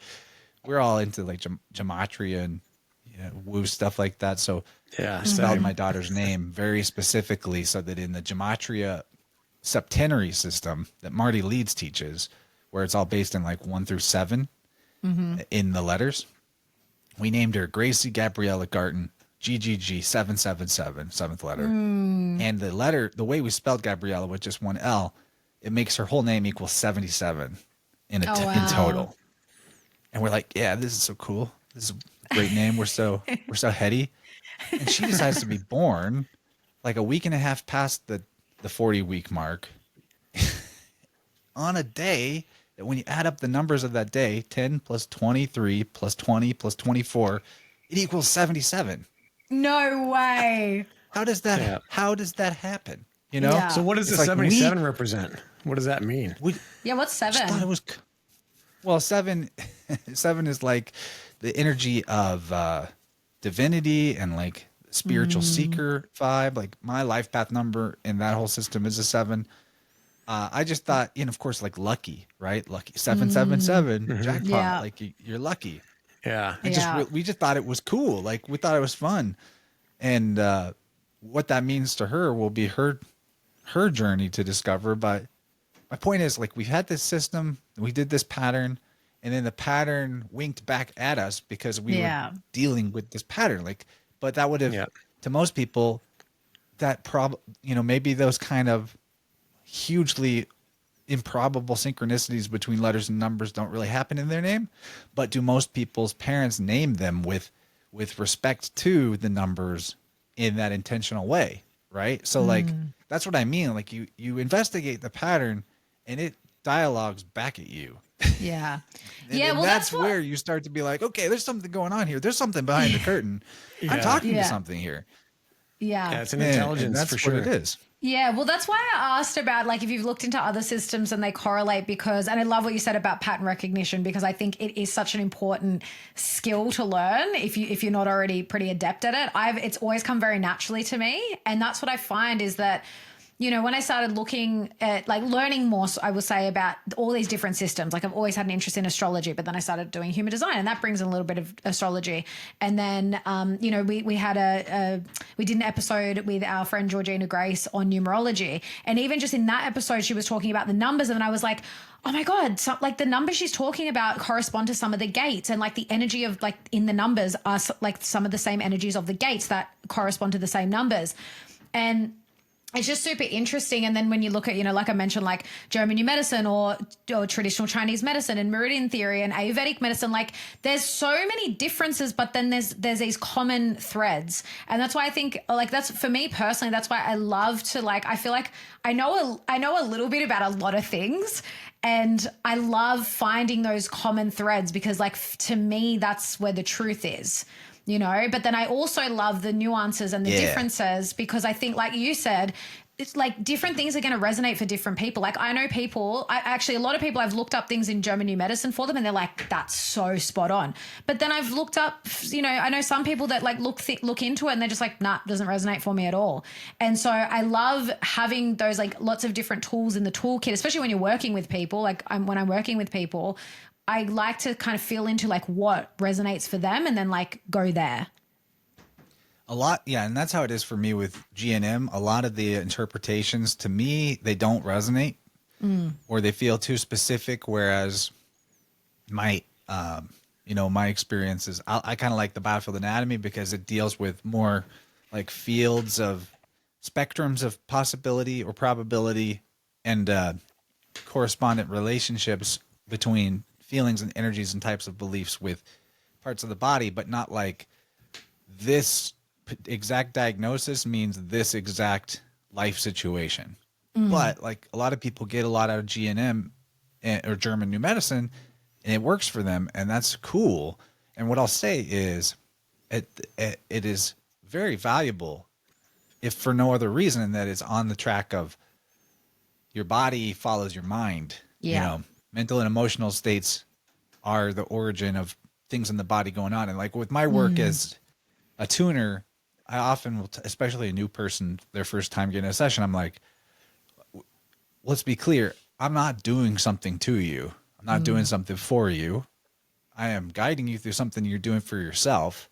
Yeah. And if there was one way to describe what my job is a energy healer, for lack of a better title, and I think all authentic energy healers are this way, is like your body, when something is going on that is diseased or discomfort or injury or etc., is not broken. It's not going wrong. It's not going haywire.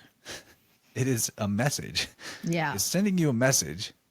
And so my job as the tuner is the simplest way to describe it.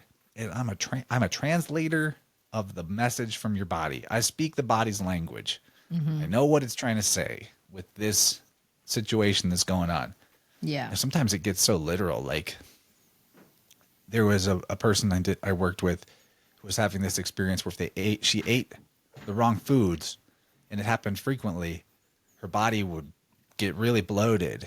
And like one of the complaints was people would be like, "Are you pregnant?" You know, they would actually think or say that to her. And we explore the issues going on, and there was a situation of like regret over not being able to have more children and wishing she could get pregnant again was like a deep psychological issue and subconscious thing that she was struggling to let go of. And so, the body's language was like, you want to be pregnant. So you are hurt and holding on to hurt over wishing you could be pregnant when you pass the age for it. So we'll just pretend to be pregnant.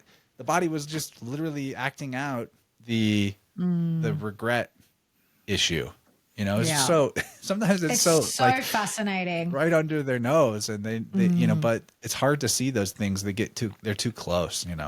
Yeah, I have that experience with this plantar wart on my right foot, on my big toe, on the bottom, and I associate that with sort of this hesitation or fear of stepping forward into I think my higher self or my destined path. There's some fear around some of that stuff. I'm obviously not opposed to just jumping into stuff feet first as well. So maybe there's a little bit of, I don't know, injury from that. I don't know, but it's like, there's definitely something there because I have more that I want to go into, but I'm like, I feel a little bit of hesitation. The feet are really interesting because in one hand, it's like, there's the basic symbolism in the biofield of the feet of the path you're on, right foot, the path you've come from, left foot, and your trust in those things, if you will, or acceptance of those things.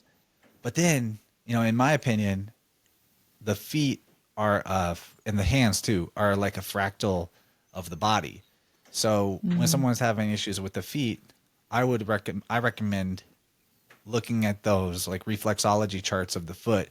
What is the exact pinpoint location of the issue in the foot, and what part of the body does that map to?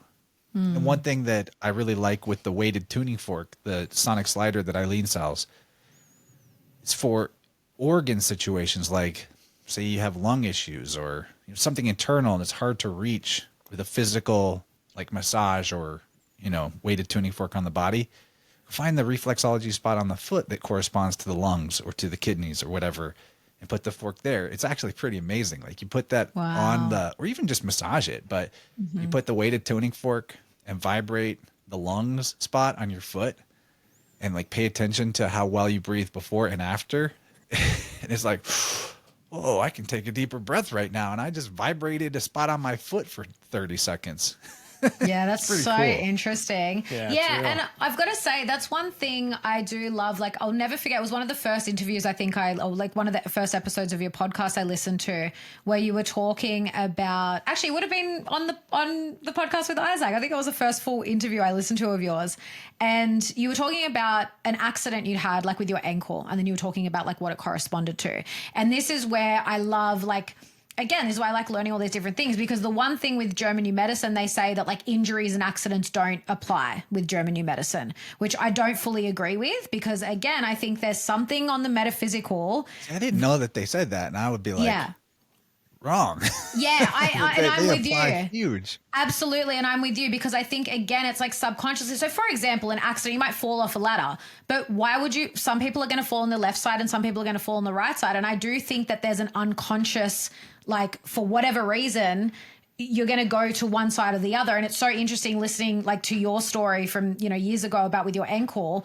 It was just like a second thing that happened, but you were just like, but then I looked at what ankle it happened to and it totally corresponded with what was going on in my life at that point. So I love that nuance, because I totally believe in that. And I'd love if you could speak a little more to that and like your view on that when we have these so-called accidents or injuries that we don't consciously.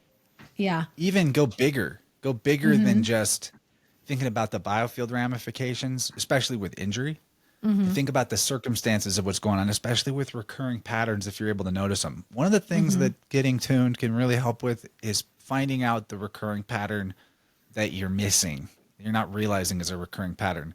Because as with the value of what examining like injuries and mishaps or misfortunes beyond just the physical ramification of how you got hurt, what does it symbolically mean to fall off a ladder? What does that mean? Because it's symptoms themselves are symbols, right? Like the bloating, that woman was a symbol of her regret about not being able to get pregnant, her wish to get pregnant again. Honestly, it's like back to the frustration.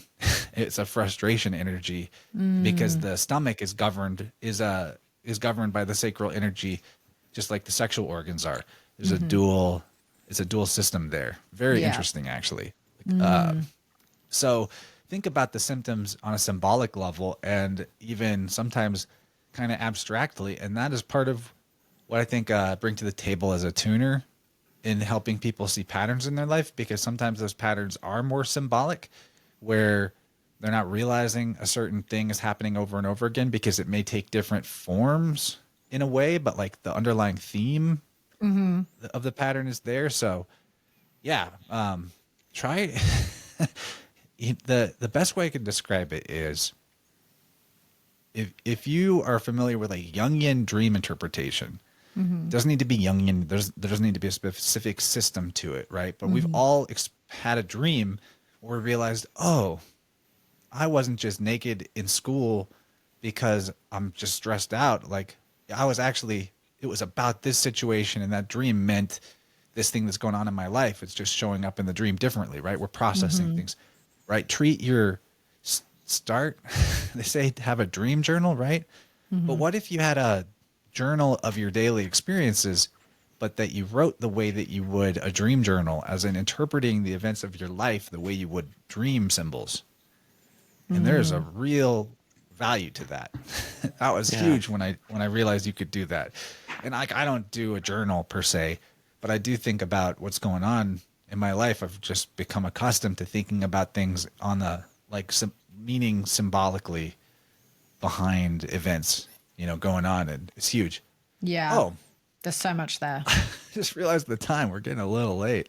Yeah. We definitely need to Can I tell a quick story? Yeah, and then absolutely. I do need to start leaving. There was a story I wanted to tell on this podcast.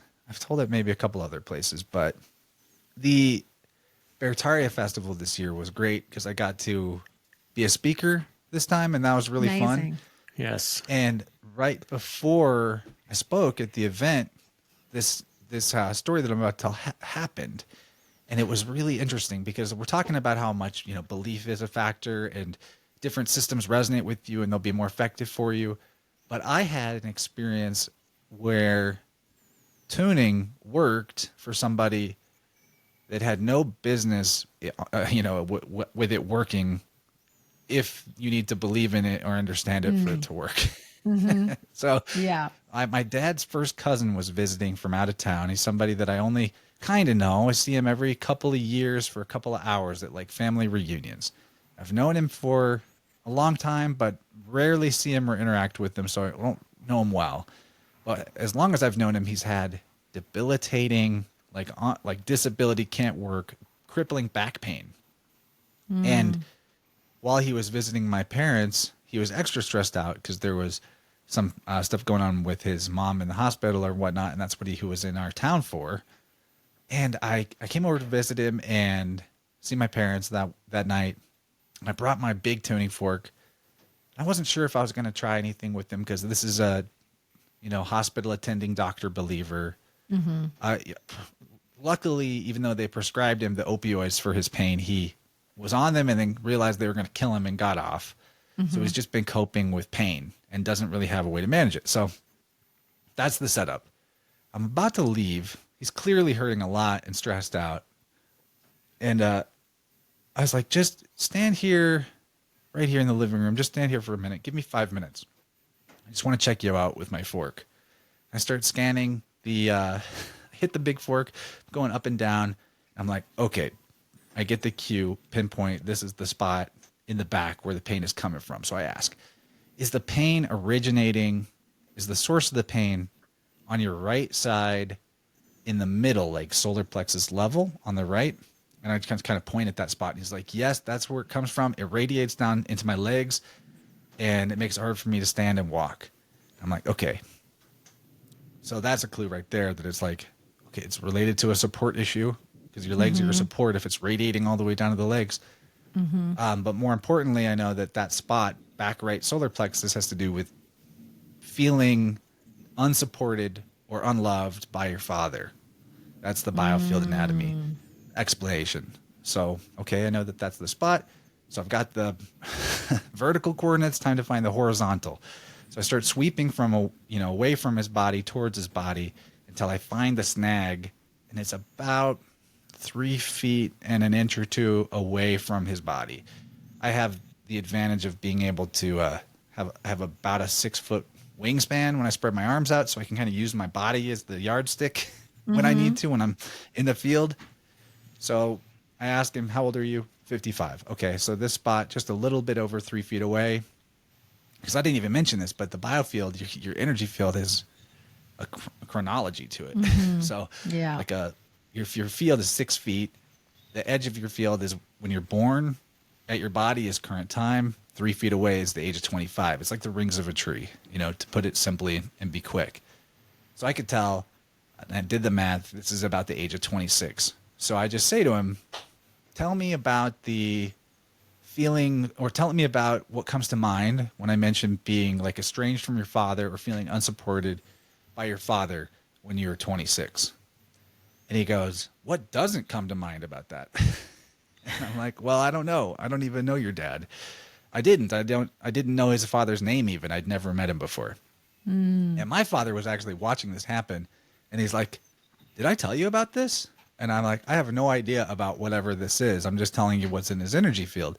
And anyway, the story comes out that at that exact age, the age of 26, his dad had stolen from him, and they had a falling out, and they didn't talk anymore. Wow. And now his father's passed away. And it had all these other ramifications like secret gay stuff. And anyway, I don't know. I hope that's not true, but there is implications made. It was like heavy duty and, painful, sounding like painful stuff. And I was like, look, man, your physical pain in your back is at least somewhat, if not almost entirely, unresolved, unacknowledged emotional pain about this situation with your father back then. And he's like, I started having my back problems in my late 20s, Wow. and I've had them ever since. And I'm like, yeah, yep. And and this all happened in the span of 5 minutes. And he looks at me and he's like, it doesn't hurt anymore. No way. And I was like, good. And Wow.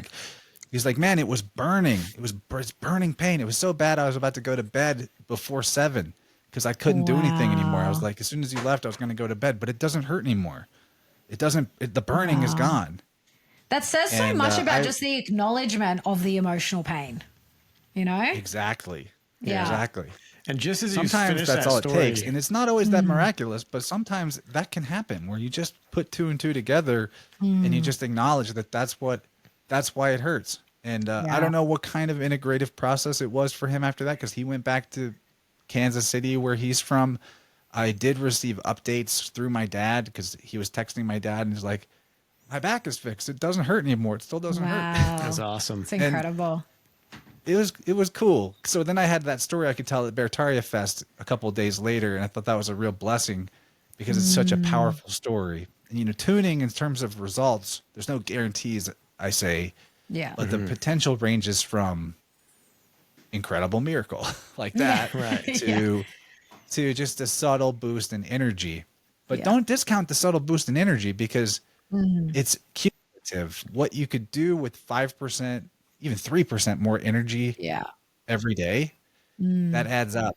That's a lot in the bank. Think about it. If you just need the metaphor of money, like what if 3% of your income or 5% of your income was, you added 5% income and you didn't touch it and it just went into savings, and like Yeah. over time, what would that be? Quite a lot, Yeah. So that's kind of the spectrum of what tuning can be. A little bit of subtle Yeah. boosts, hard to quantify, but definitely helped feeling more in flow, versus like, we finally figured out why this chronic problem is going on and I can move on from that Yeah. chronic problem because I got the message. It was a message from my body. My body was not broken. It's Yeah. trying to tell Yeah. me something. Yeah. Yeah, I love share it. that same thing. Pain is not the enemy, it's there as a signal. So this is an amazing way to learn to listen to that signal and to pry into it curiously without taking a needle, smoking up some dope and going under and being on a surgical plane and then having your body cut it. Like, you could avoid surgery, but you got to do it what's right for you. If you feel drawn to it, definitely go and check out Chance, get a hold of him, share where we can Check out my find you, where website, people- because Yeah. on the page where people can buy tunings, I have a lot of free information, including the basics of the biofield anatomy, what things go where in the body and on the field. And it's important to me more. I really want to help people by giving them sessions, and that also supports me and my family. Not gonna lie, like, I want you to come get a session with me, Absolutely. but it's more important to me that humanity kind of reclaims the birthright of being able to know what their body's telling them. So I put a lot of information for free on that page. So if you're curious, Awesome. go check it out. You can consider getting a tuning. I'd love that. Let's work together. And if not, there's free stuff there. You can learn about your biofield anatomy. And if the system resonates with you the way that it did with me, even if it's just something that you learn about for your own interpretation of what goes on in your life with your health, or even better, like, for your children, right? Like, another quick story. I know I'm trying to wrap us up, but it's just like fun. I'm feeling it. But when my daughter was born, she had this serious tongue tie that was connecting the tip of her tongue to the bottom of her mouth, Oh, wow. causing it to be difficult to nurse. And by 1 month old, we did a procedure with like a very conscious dentist who had like this fancy laser that barely does any damage, and we cut the tongue tie. And that was interesting because the tongue tie cut aligned exactly with this big, significant astrological transit, Oh, wow. particularly significant to her chart. I don't want to go into the details. I've talked about it elsewhere, but it was like the right thing to do. But the first month of nursing being difficult was very frustrating to the newborn, right? And so when we have frustration build up in our system, it affects our digestion and it can create constipation. That's one of the possible outcomes. And I know this from tuning people. So we're witnessing, even after the tongue tie was cut, that she was having, getting blocked, pooping a little bit, like clearly uncomfortable with it. So we started using the tuning fork on the left side of her stomach, right in that area. And we were doing it as an emergency, triage, like help her get this poop out. And then we switched strategies. Instead of waiting for there to be a problem and trying to fix it with the fork, we started using it every time we changed her diaper, just one hit. So just a few seconds. And this is back to the cumulative thing that I was talking about, how it adds up. And not only did that clear the backlog of frustration and stop the problem from ever coming back, it really taught me about how we ought to consider using these tools as just a part of our lifestyle. Like, put it in your bathroom and use it after you wash your hands, or, put it somewhere where it's like it's more effective to do a little bit often than try to do a lot when it hurts. Yeah. And I think that's a lesson about life in general, and about procrastination and ankle stuff, to kind of bring it all around, bring it all home. Right. Little steps. And this is, little steps consistently gets you a lot farther than irregular giant steps. So, yeah, so true. I'm out. I'm out of stuff to talk about. Awesome. That's perfect. Thank you so much, Chance. That's brilliant. And I can attest to your skill with this. So definitely go check it out. Yeah, we'll have Thanks all your links in the show notes. Give our best to your wife. And we just send blessings and love to little Grace. And look forward to the next time we can have you on. I was going to say, we'll have to do this regularly. We'll have to have you on at least once a year, because you just always have so much gravy. You're just ladling gravy left, right, and center. There's just always so many places we can go. Yeah. Awesome. Yeah, there's lots of stuff. If you check out some of my more specific content, I'm always down to talk about something prepared too. But this, my feeling of being in a flow state in a conversation is really connected to the quality of witness of who I'm talking to. So I just want to thank you guys. I feel like I really flowed effectively and satisfactorily here, at least for me. I enjoyed myself a lot. Yeah. And we talked about all the things I'd like to talk about, and somehow it all just kind of worked. So that says a lot about you guys being great hosts, and it was fun to talk to you, and I look forward to the next time, and thanks a lot. Thank you so much. Thanks for tuning in to the Natural AF podcast, where we explore holistic healing modalities, mindsets, and methods that reconnect us to nature and our natural state of being. If something resonated, share this episode and see the show notes for our guest links, as well as all of our discount codes for our aligned affiliates and natural art form, where we handcraft a range of organic, natural remedies that help support your body's natural healing abilities and help support the show. If you're listening on Spotify or Apple Podcasts, please take a few seconds to leave us a rating and review. And if you're watching on Rumble or YouTube, hit the like button and drop us a comment, and be sure to subscribe to our channel for the latest updates. We're not here to conform, we're here to remember what's real. So step into your power, be curious, and be natural AF.